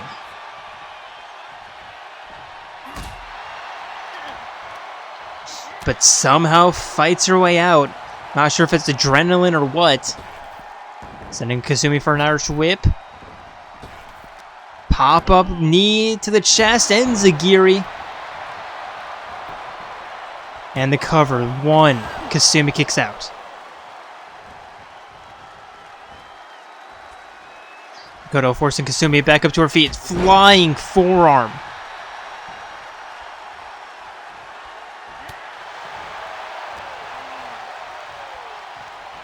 And now setting up Kasumi along the western ropes, pulling her away, looking for the fist of justice.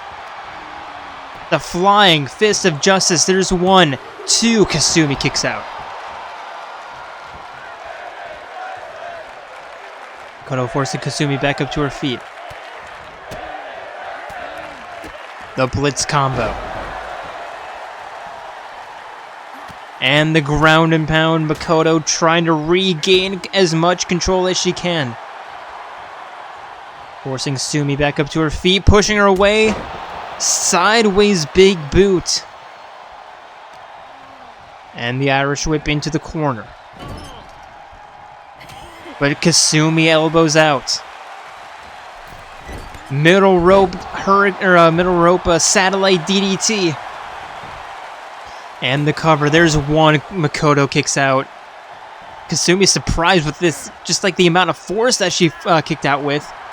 And how early Makoto fighting out another fist of justice, this time a corkscrew. Going for the cover. Referee a little bit delayed. There's 2.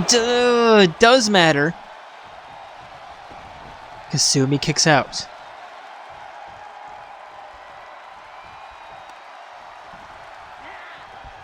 Makoto forcing Sumi back up to her feet. Irish whip. Step up fist of justice.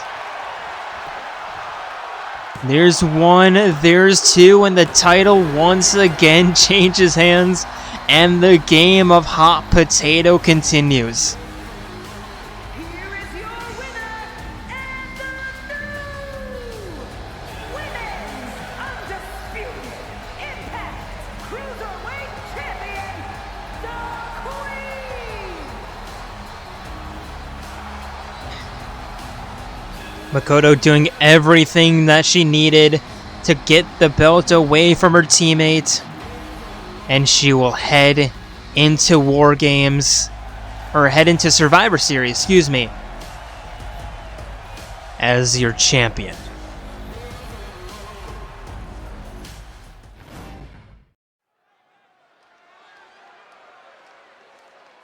The following contest is the Royal Rumble match! Now, the two superstars that drew number 1 and number 2 will start in the ring at the same time. Other superstars will join in the order that they drew. This will continue until all 30 superstars have entered the ring. Elimination occurs when you are thrown over the top rope with both feet landing on the floor. The last superstar in the ring will be declared the Royal Rumble winner and will go on to face the champion of their choice at WrestleMania! And here we go. Who drew number 1?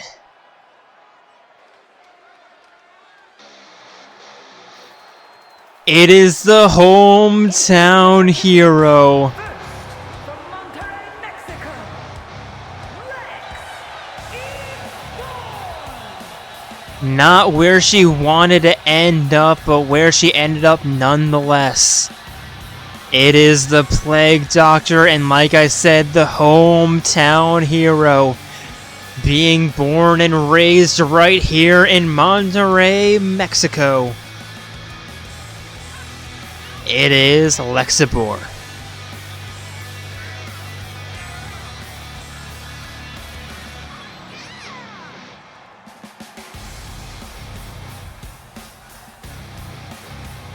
Will we get a 1 to 30? Or will we get a victory from 1 here tonight? Doubtful, but if anyone can make it happen, it will be her. Or it would be her.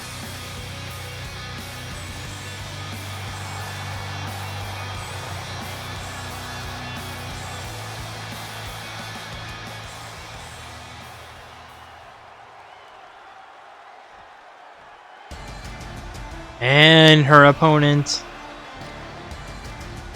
It is the Flame Bringer herself. From the Queen City. It is Lady Morek.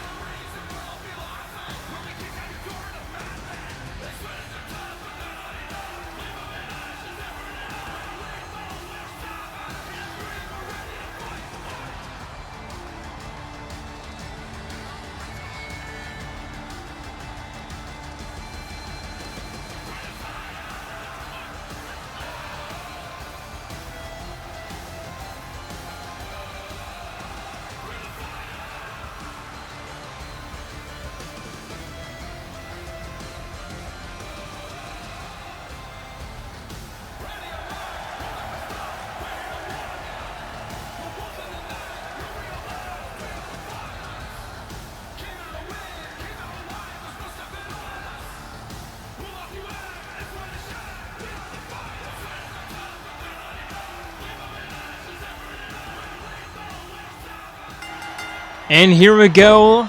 Let's begin the Royal Rumble. Actually, beginning with a spinning elbow, trapping the arm, stomping on the hand.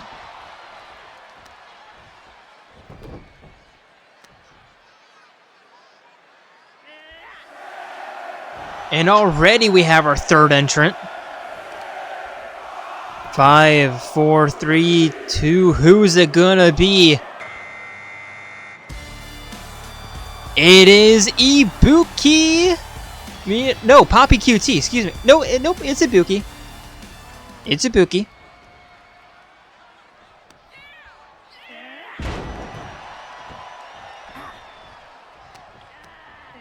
And Ibuki with a pullback, strike, and a Morag hammer lock, reverse DDT, and already looking for number 4. Ibuki setting up Lexi along the top rope. And it is Naoto Shirogane. Lexi fighting off the 2-on-1. Now Naoto with a clothesline. More extending Naoto and Lexi bore head first into each other. And Ibuki with a nice save. Already we're looking at number 5. Who's it gonna be? It is the bad girl of Eclipse, your former Miss Money in the Bank, as Ibuki is eliminated. It is Miu Iruma. Early shower for Ibuki from the hands of the hometown hero.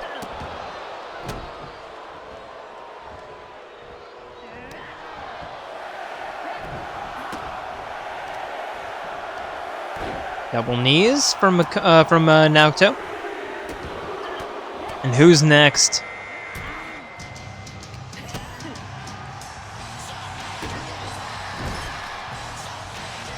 It is Yukiko Amagi. It's been a while since I've seen her entrance. I was a little bit confused. I thought it was Pyra.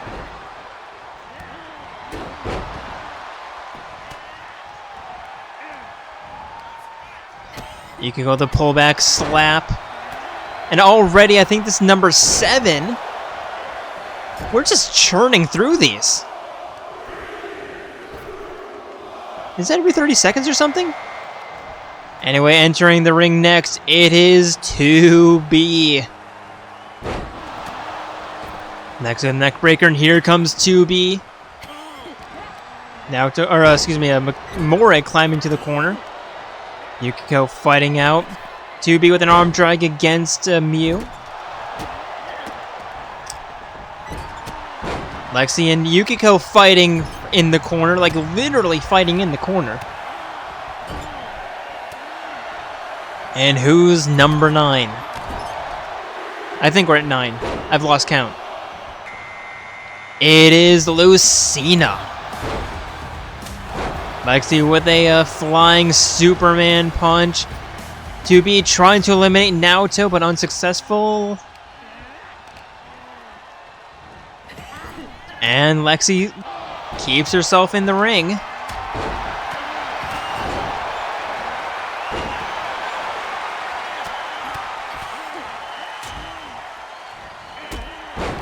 Never mind, this is number 9. Alright, like, we're just churning through these, like I said. And it is Maki Harukawa. Your Miss Money in the Bank. And if she wins this match, she'll have 2 guaranteed title shots in the next couple of months. Which is, well, extremely powerful. As Morag tries to eliminate Lexi, but Lexi again fights her way out. Yukiko sending Morag over the top rope.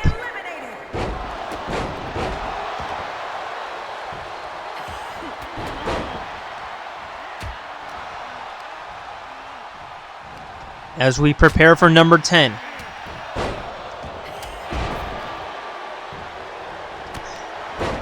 Lucina with a pullback, sending Maki down. Sending Lexi down. Lucina with a chop block against Naoto as Yukiko tries to eliminate Miu. Over the top rope. And Lexi has been eliminated by 2B. Good effort, but not meant to be. Or was it 2B? Funny. And number 11 as Maki nearly gets eliminated by 2B.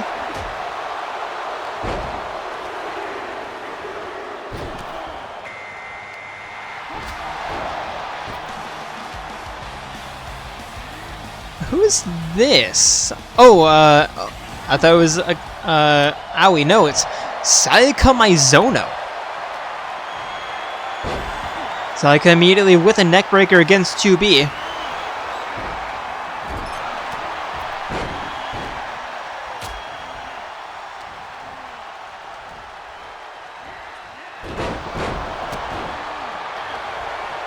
And already looking at number 12, I think? 2B with another elimination, tossing Maki over the top rope. And introducing next, it is Poppy QT. Nope, Hatsune Miku.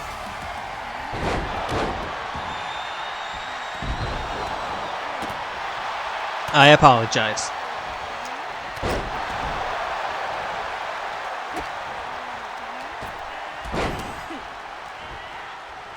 Hatsune Miku with a dangling pendulum backbreaker against Mew. As Yukiko with another elimination, this time against Lucina. 2B looking for another elimination to make it 3 on the night. Tossing Sayaka over the top rope. Mew with an elimination, sending out Naoto.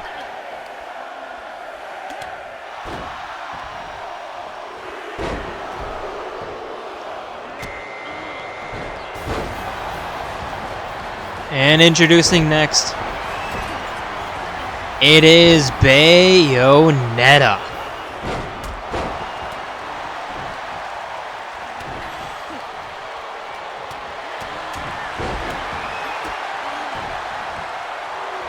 Miku looked for the double foot stomp against Mew, but nobody's home.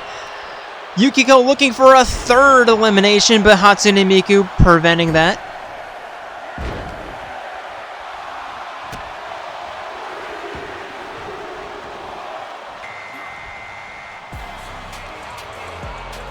And next, it is Aegis.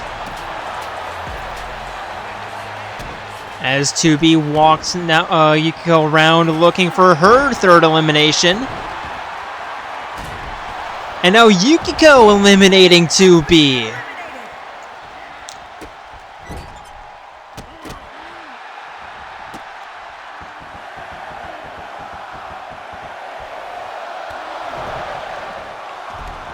Miku with the double knees. I've lost count already.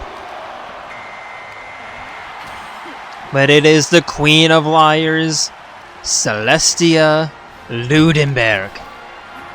As Hatsune Miku tries to eliminate Yukiko. And does. Yukiko putting up a great effort. There's 3, but unfortunately not meant to be. Ours.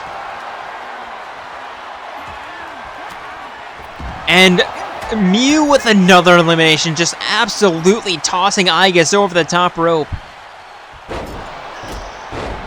I think Mew's at 2, and I think she's the only one left in the ring. Nope, Hatsune Miku.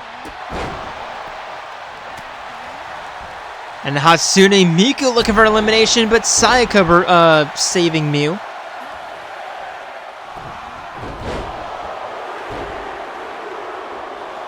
And next up, it is the change bringer, Delta. I'm surprised I remember all of these like entrance videos and music combinations. And song combinations. Bayonetta looking for the elimination. Sayaka saving herself. As Mew looks to eliminate Hatsune Miku. And now Bayonetta coming to Mew's help. And successful. And here comes Poppy QT. Her teammate just eliminated in front of her eyes. Looking to actually get a win for the Cyber Idols here in the ring. In the Rumble. Delta choking Sayaka in the corner. Poppy walking Celeste to the corner. Mew looking to eliminate the person who just helped her eliminate Hatsune Miku over the top rope. Can she kick her off the apron? No, she cannot. Bayonetta survives.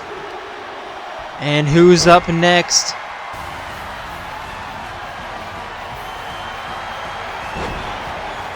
Kyoko? Yep, Kyoko Kirigiri. going after her teammate. Not entirely sure if she realized it was no, she absolutely realizes it's her tag team partner.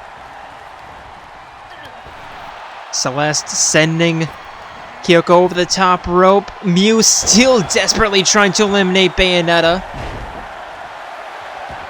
And we have a civil war in the ring. The two halves of harmonious truth. I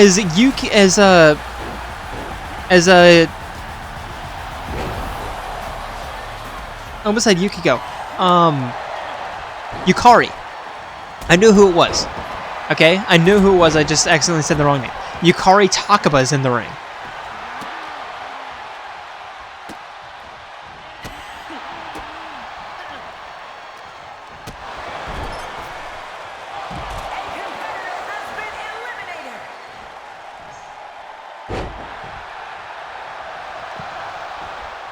And I think that's, yeah, Celeste has been eliminated. As I was looking away. Mew with a single shoulder suplex. Poppy over the top rope, but survives by dangling. And Mew and Bayonetta. Well, Mew is absolutely desperate to get Bayonetta out of the ring. Not entirely sure why, as Delta sends Mew over the top rope. But Mew's back in. Arm drag from Bayo.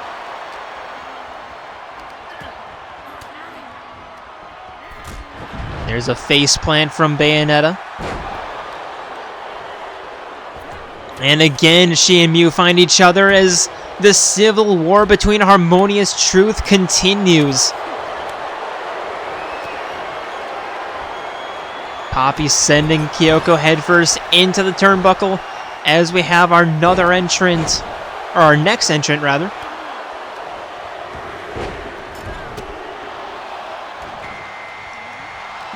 And it is Undyne.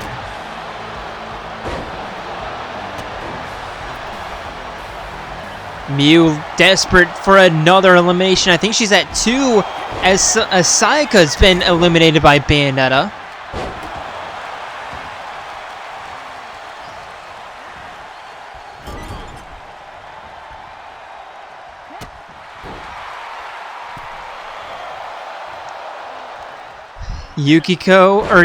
Yukari trying to eliminate Mew. There's a faceplant from Undyne as Mew fights her way back, still somehow in the ring. Or somehow still in the ring, but maybe not for long as Yukari lines up and sends Mew tumbling over the top rope.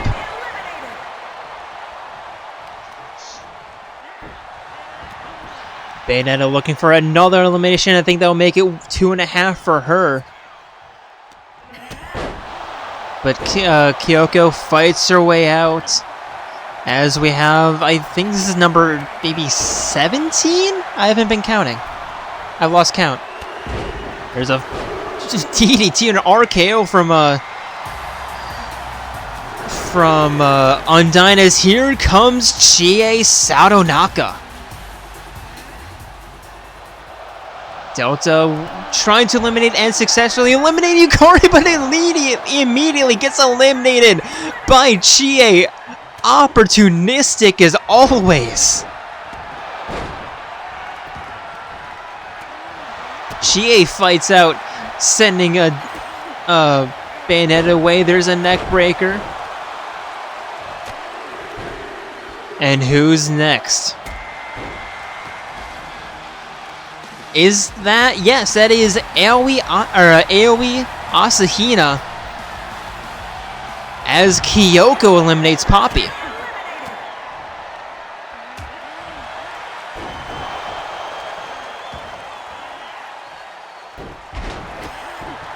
Undyne with a Hurricane Rana. Bayonetta sending Kyoko into the corner looking for the elimination, sending her up top. In the corner, Undyne looking to eliminate Chie. And next up, it's Laura as Chie survives. Kyoko survives. And immediately the wheelbarrow facebuster from Laura.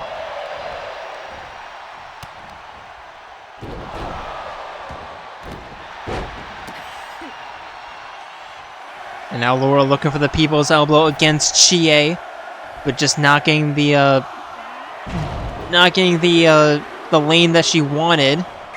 And now Laura lining up an elimination against Chie, as here comes the crown jewel of Morardane, Bridget. Hina looking to help Laura eliminate Chie, but Chie survives. And now Hina's been eliminated by Bridget.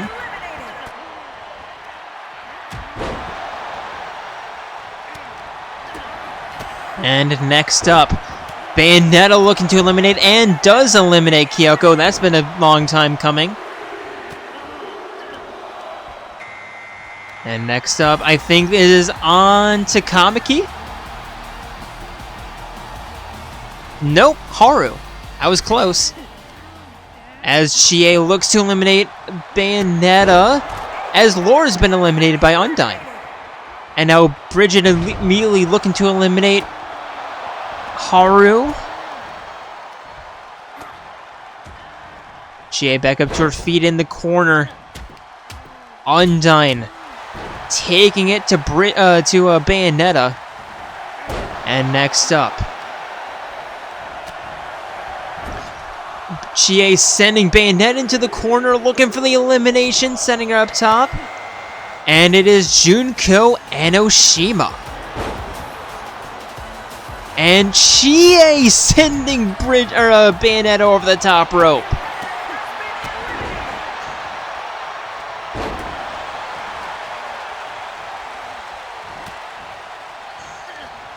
Chie with a strong showing here.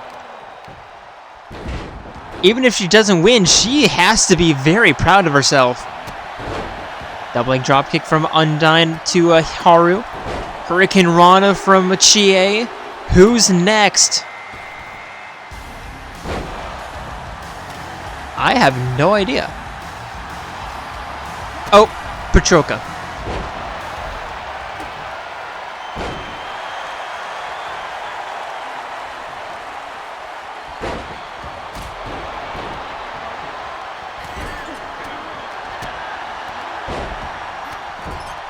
And Chie looks to eliminate Junko, but not quite. Bridget sending Haru into the corner, but Junko with the distraction.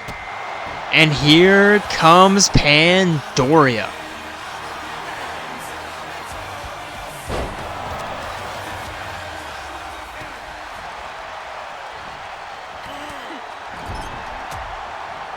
Petroka sending Chie into the corner. Chie is having a very good match, but Petroka looking to end it early. Can Chie survive yet again?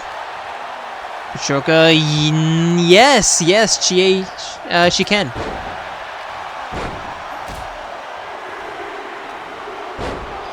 And who's next? It is Mitsuru Korijo.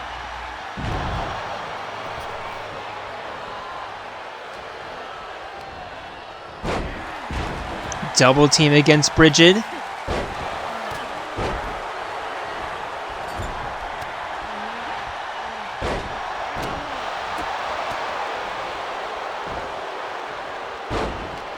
And Bridget taking Petroka down. What is this, Xenoblade Chronicles 2? Pandoria trying to eliminate Bridget. Well, I guess the rivalry between Zeke and Moreg will continue. Chie finally eliminated by the hands of Petroka. And Mitsuru immediately sending Petroka into the corner. Chie, keep your head up. That was an incredible showing.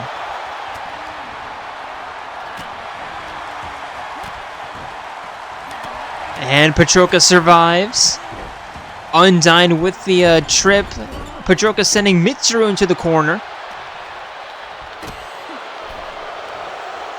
And Pandora trying to eliminate Undyne.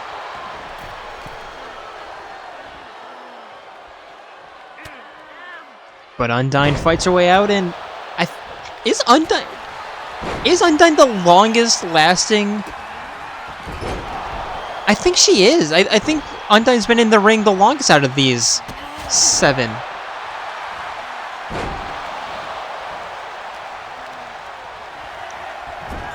Petroka again sending Mitsuru into the corner, but not quite, looking for the elimination. And who's next?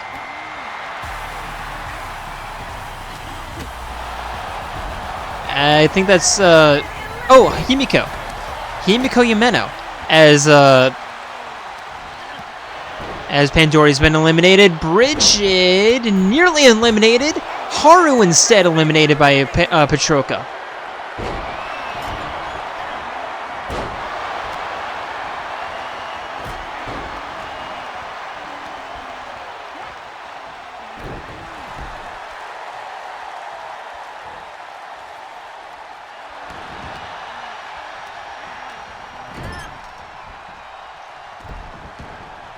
And now Bridget looking to eliminate Mitsuru as Petroka sends Undyne into the corner. And who's next? Again, I have lost count. Petroka sending Junko into the corner, setting her up.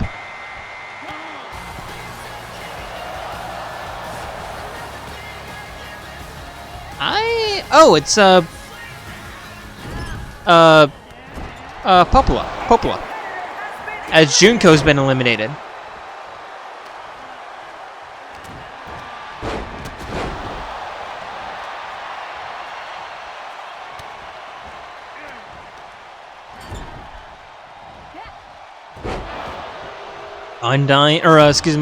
Bridget trapping Himiko in the corner. And Petroka looking for another elimination, this time against Undyne. Looks to continue her streak of just being the longest lasting in the ring, and that streak, in fact, does continue.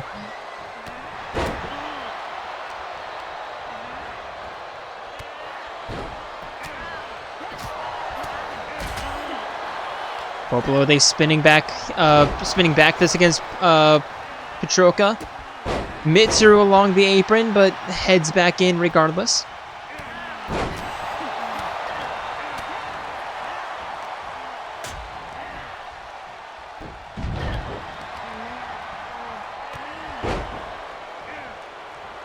And that Popola might have been number 30. As Himiko avoids elimination. We might be down to our last 6 here. I'm not entirely sure. Again, I've lost count. Undyne with another elimination. Mitsuru looking for the elimination against a woman who's been bullying her the entire night. And Petroka continues the bullying.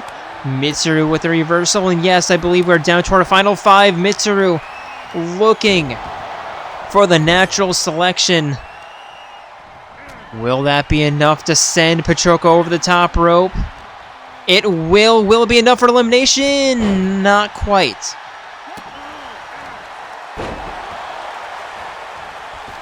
Mitsuru trying again.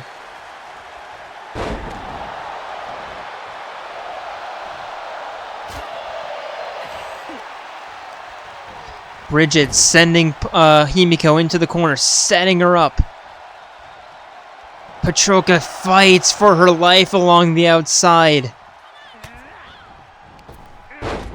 And now Undyne seeing this, trying to go after Popola to save Mitsuru. A little bit of camaraderie between those two, interestingly enough. Okay, maybe not. There's a suplex. But now Himiko's going after Mitsuru, trying to use her magic against her. She is a mage after all.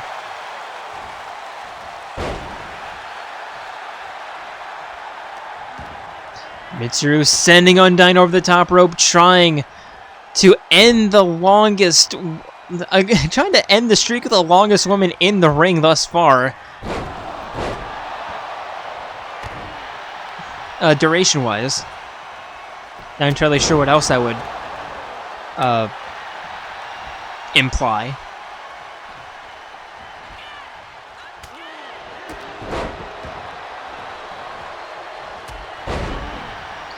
Petroka lining up another elimination, this time against Himiko, who's been doing pretty well for herself despite the odds.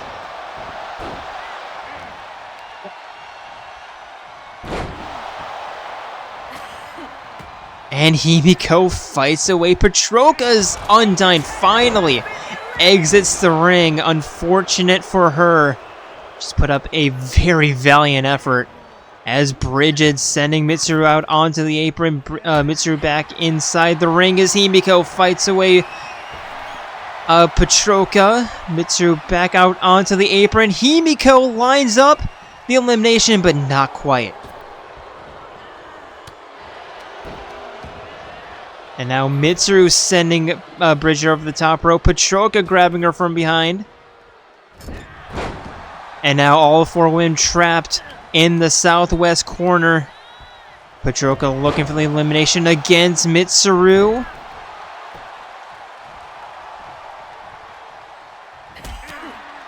And Mitsuru fights out.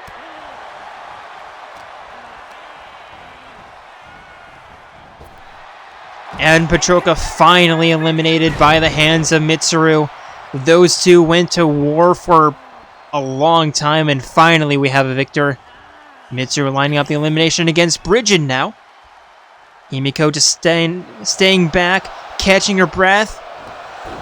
Bridget not quite going down yet.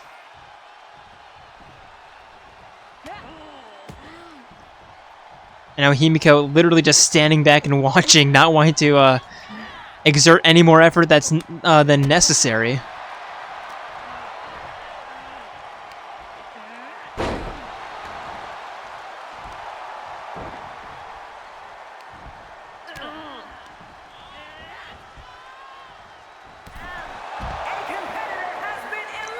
And Bridget has been eliminated. It is now Mitsuru versus Himiko, and I'm sorry, Himiko.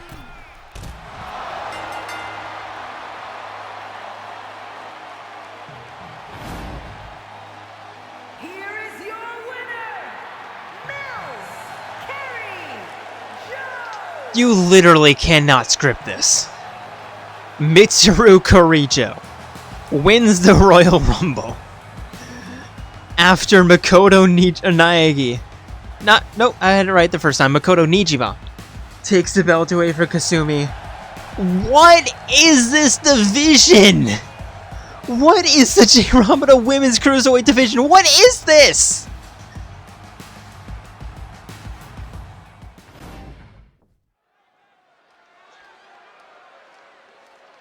The following contest is the Royal Rumble match. Now, the two superstars that drew number 1 and number 2 will start in the ring at the same time. Other superstars will join in the order that they drew. This will continue until all 30 superstars have entered the ring. Elimination occurs when you are thrown over the top rope with both feet landing on the floor. The last superstar in the ring will be declared the Royal Rumble winner and will go on to face the champion of their choice at WrestleMania!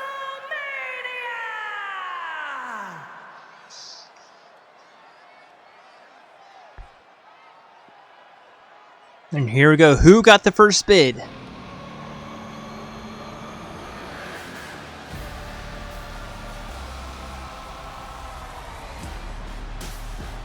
Introducing the participants. First, representing the Heart Foundation from Tokyo, Japan, weighing in at 150 pounds, the Phantom! Introducing first. It is the leader of the Phantom Thieves, Joker.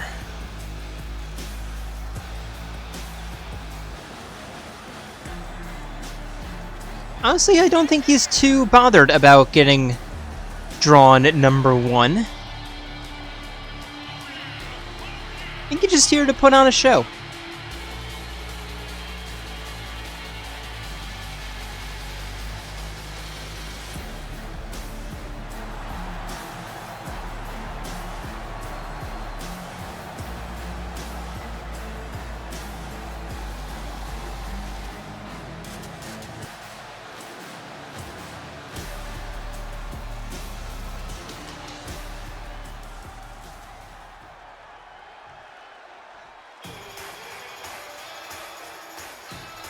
And his opponent, Introducing the representing the investigation squad, from Tokyo, Japan, weighing in at 154 pounds, it is Yu Narukami. In this Persona 5 versus Persona 4 1 and 2.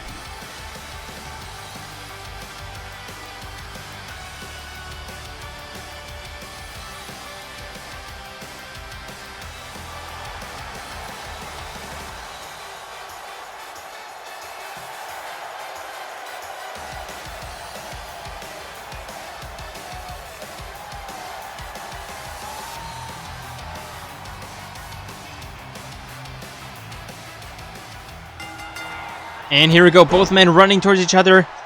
Yu immediately with a big boot. And a flying forearm sending Joker down. Headlock, just sending Joker down with a kick. And the ground and pound. And who's gonna be number 3?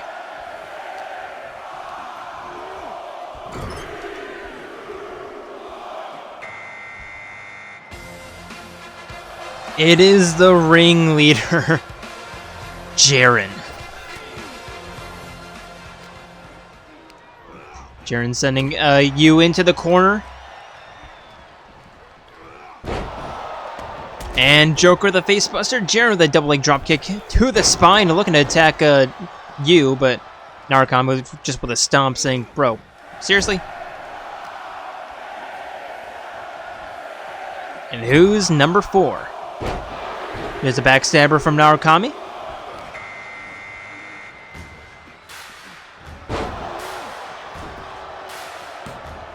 And it's gonna be Raiden, not Jack the Ripper.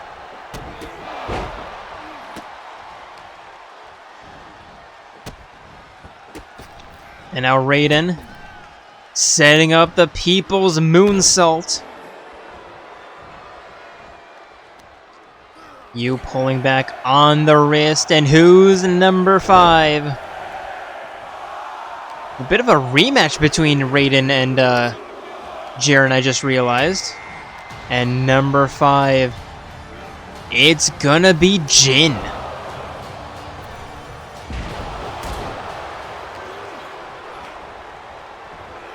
A favorite to win this Royal Rumble. Unfortunately for him, he got,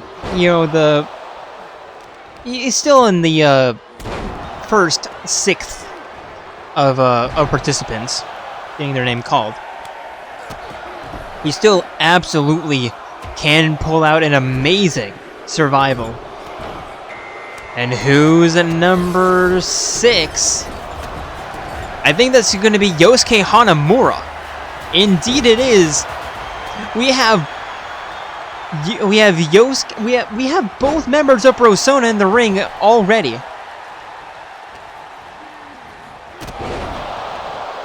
Spinning heel kick from Raiden. As Jaren has been eliminated by Joker. And who's number 7?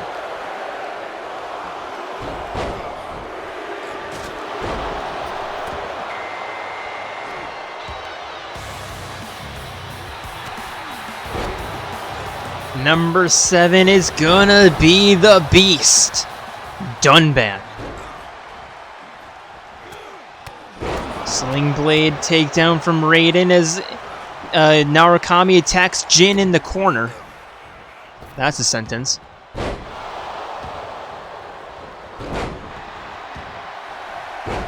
And who's gonna be number 8 is Raiden with a Pele kick, because of course.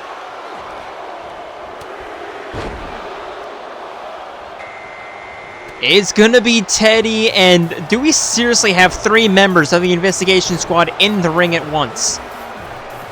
Yes, we do. Teddy protecting Yosuke, tossing Raiden into the corner. And Jin looking to eliminate Joker.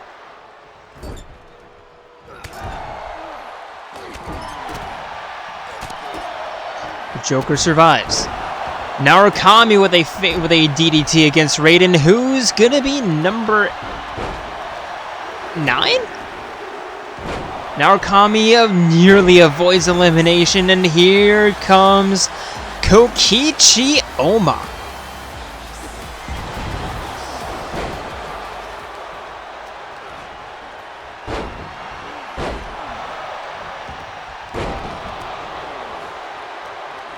We have a full ring here. So somebody's going to have to make room for number 10? 11? I've already lost count. 10. Only person who's been eliminated so far has been Jaren. So 10. Narukami still attacking Jin and actually doing quite well. And now Yosuke going after Kokichi like it's, Yosuke going after Kokichi like it's a normal tag team match between these two.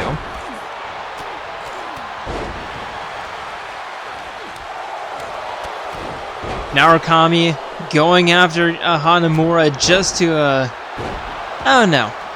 I don't know why. And now Hanamura doing the same right back to Narukami. I think that was just to entertain people, honestly.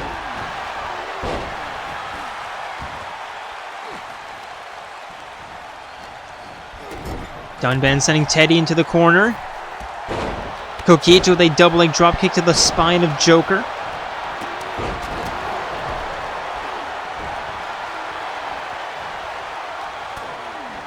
Narukami sending Raiden over the top rope. And now Hanamura looking to eliminate Jin. Teddy coming to his aid. And not quite. But can they do it? Jin fights out.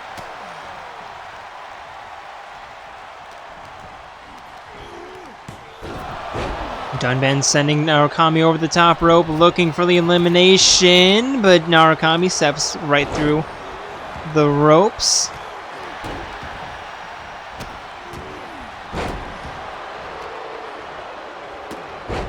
And now Jin up against the ropes thanks to Teddy, but elbows out.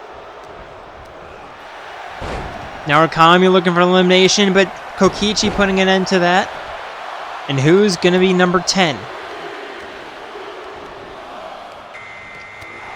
It's going to be K1B0. It's going to be Kibo. Nope. Mondo Wada, excuse me. It's going to be Mondo Wada.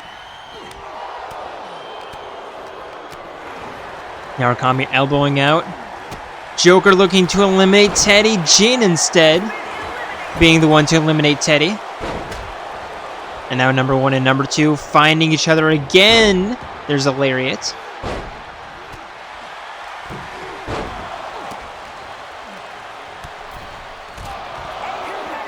Dunban's been eliminated by Mondo. Now Joker and Yosuke going after each other. Kokichi now elbows out of Joker's grasp.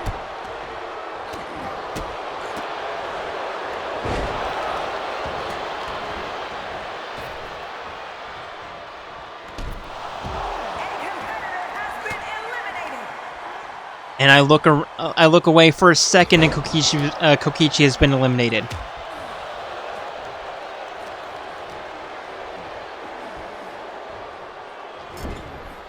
Mondo looking for the suplex, but Yosuke fights out.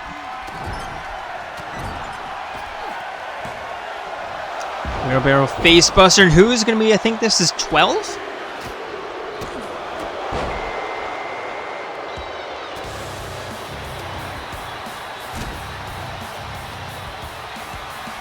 It is going to be Kanji Tatsumi, and again, we have 2 members of the investigation squad, and 3 members of the elimination squad in the ring. 2 of them have been eliminated simultaneously.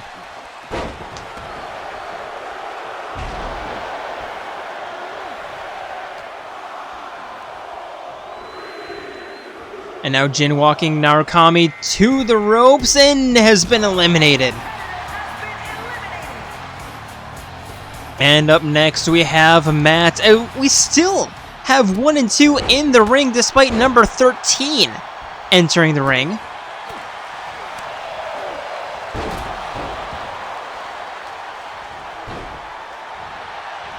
Joker walking Narukami around, looking for a spot to eliminate, but getting distracted by Matt. Or maybe Joker's just trying to protect Narukami.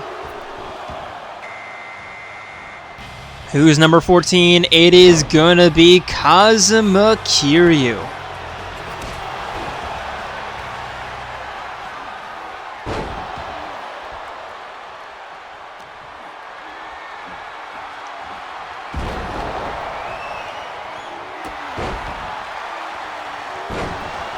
Mondo with a backbreaker.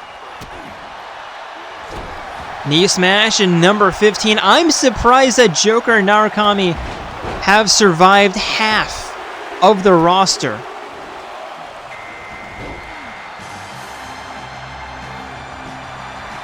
Number 15, I think this is Sans. Nope. Akos.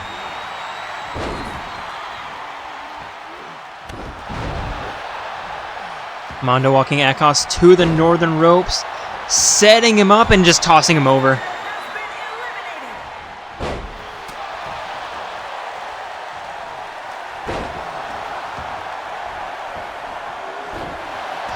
And I believe this is number 16 as Kiryu's been eliminated by Joker.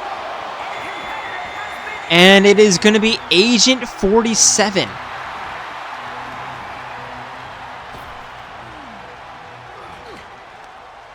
Joker looking for another elimination as 47's helping him out.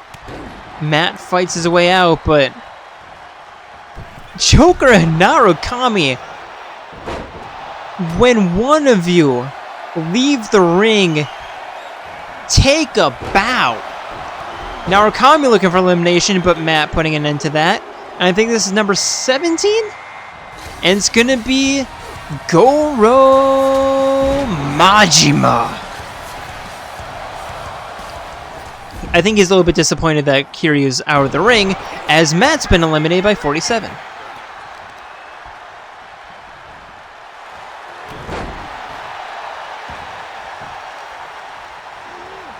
Joker sending 47 into the corner. I think we're at number 18 now.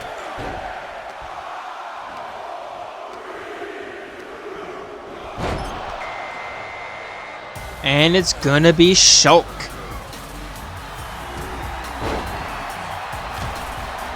The hero of the Homs. The wielder of the Monado. As Narukami and Joker once again find themselves facing off against each other.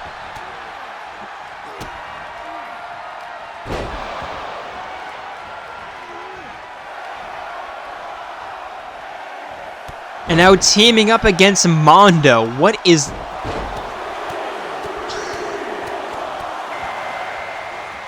I have no idea what's going on, but Narukami's been eliminated by Joker. Unfortunate, and here comes Sans. Narukami, take a bow, my man. Mondo looking to eliminate Joker. Seriously, surviving was at 18, and Joker's been eliminated by Mondo, unfortunately. Surviving until, like, person number 8, that is incredible. And for our next person, I think this is 19, it is Rex.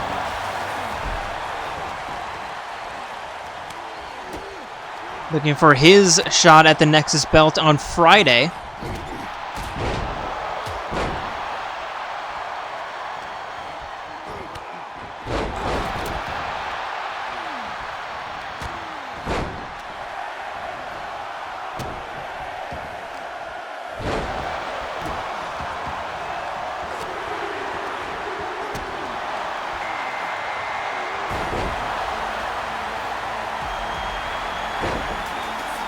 And next up, it is the one and only Sir Bones. Shulk with a clothesline to the back of 47's neck.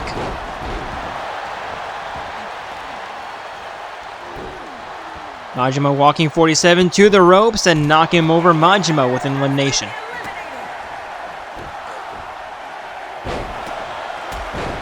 And now Shulk with an elimination against Mondo. Majima looking to eliminate Shulk, and not quite, and here comes Leon Kawada.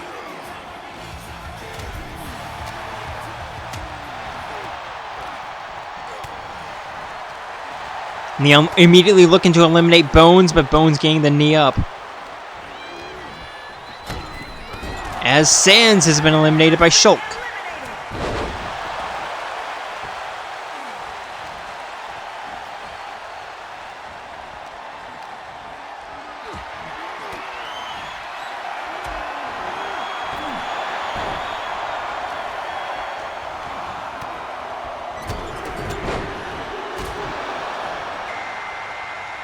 And introducing next, is it Zeke?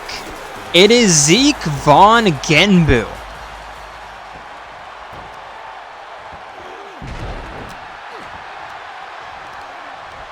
Zeke tossing Majima over the top rope and eliminates the Mad Dog. And now going after his teammate. There's a DDT from Leon. Shulk elbows out, and I've already lost count. We're in the 20s, I know that. And here comes Dixon. Shulk lining up Zeke against the top rope. Dixon looking to eliminate him. And Zeke elbows out. Bones looking to eliminate Rex, but Rex fights his way back inside the ring.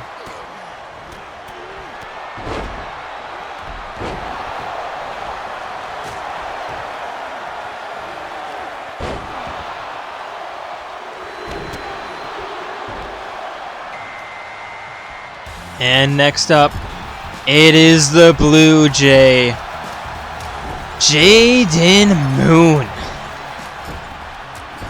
Rex immediately sending Jaden. No, Jaden sending Rex into the corner. Dixon sending Shulk into the corner.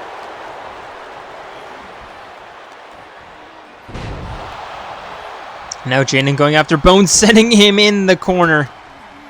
And Bones sending Jaden. Where else but the corner?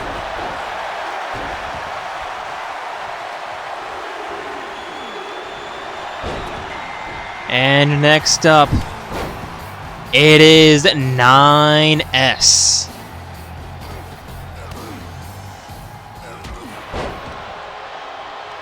9S immediately with a Hurricane Rana against Dixon. Leon and Bones once again finding each other. And do we have a full ring? Yes, I think we do.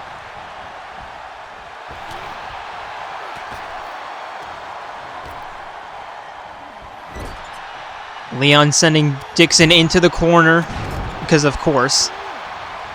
But Dixon instead sending Leon into the corner, because again, where else would you go? There's a neck breaker from Jaden. Leon fights out.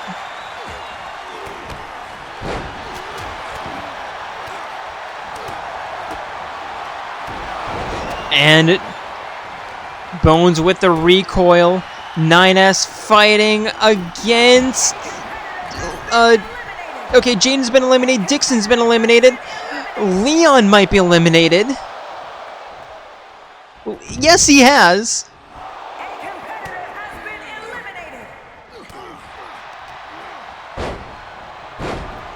I don't even remember who by who. I think Dixon's been eliminated by Leon. Jaden was eliminated by Zeke, I think, and then Zeke eliminated Leon, or by Leon. I think that's what happened.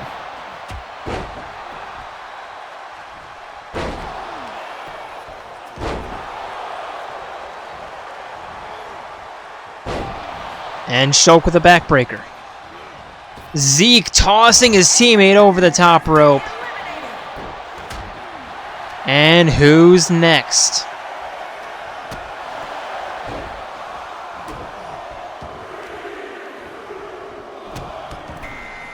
Nines has been eliminated. And I think it's gonna be Papyrus. Yes, it is. Papyrus tossing Shulk into Bones. Skeleton on skeleton action. Hot skeleton on skeleton action. Okay, that was cringe, I'm sorry. When have I not been cringe, though? Riddle me that, Batman. And who's next? I think we're at number 28? It's gonna be Waluigi.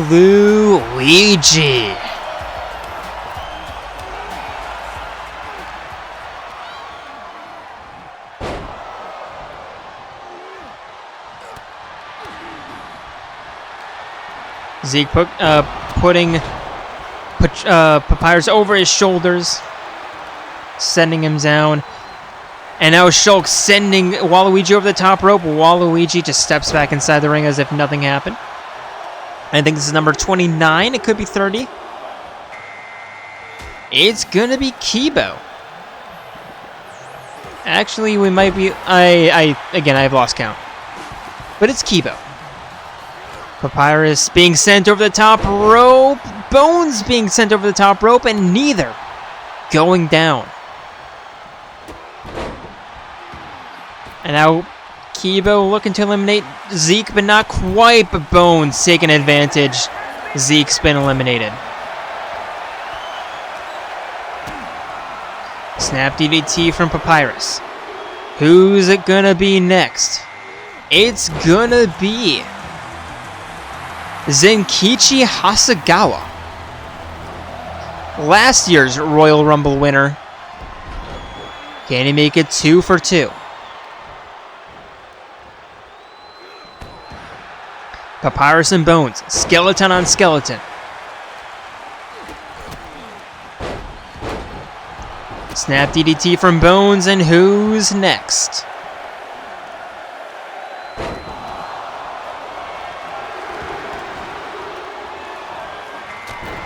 It's gonna be number 30, I know that. It is Ryan. And here we go, all 30 in the ring, I'm pretty sure. As I think that's Shulk. Yep, Shulk's been eliminated as soon as his teammate has entered the ring. Waluigi going after Papyrus and knocks him off the apron. Zenkichi, Waluigi, Ryan, and Sir Bones. Your final 4.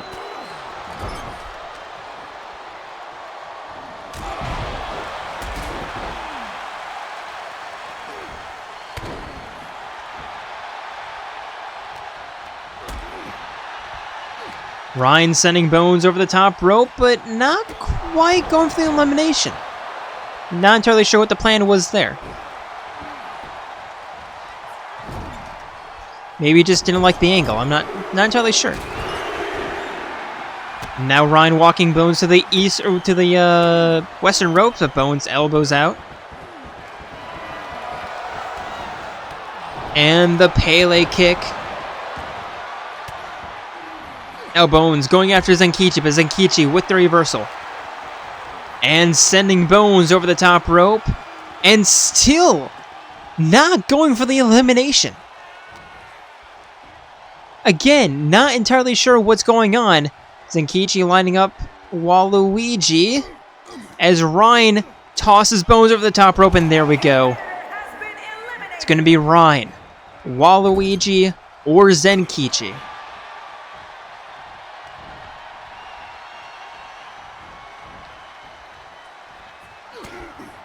Waluigi elbows out. Now Zenkichi forcing Ryan over the shoulders. There's a backbreaker. And now Waluigi with the combo.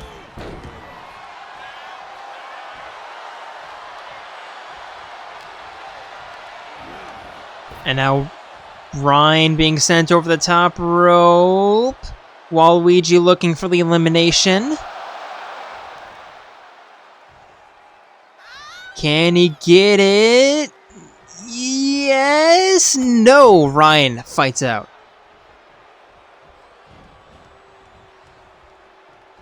Now all three having a Mexican standoff here in Monterrey, Mexico.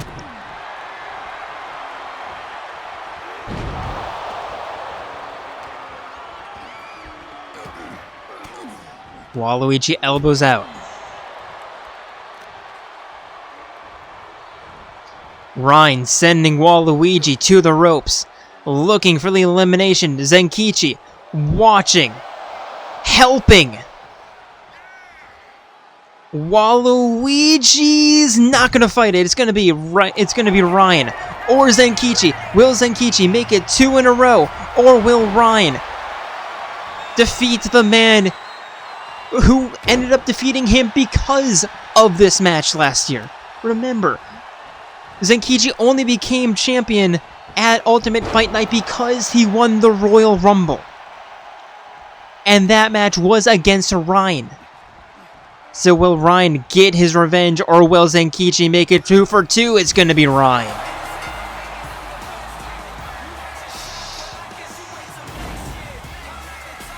Here is your winner,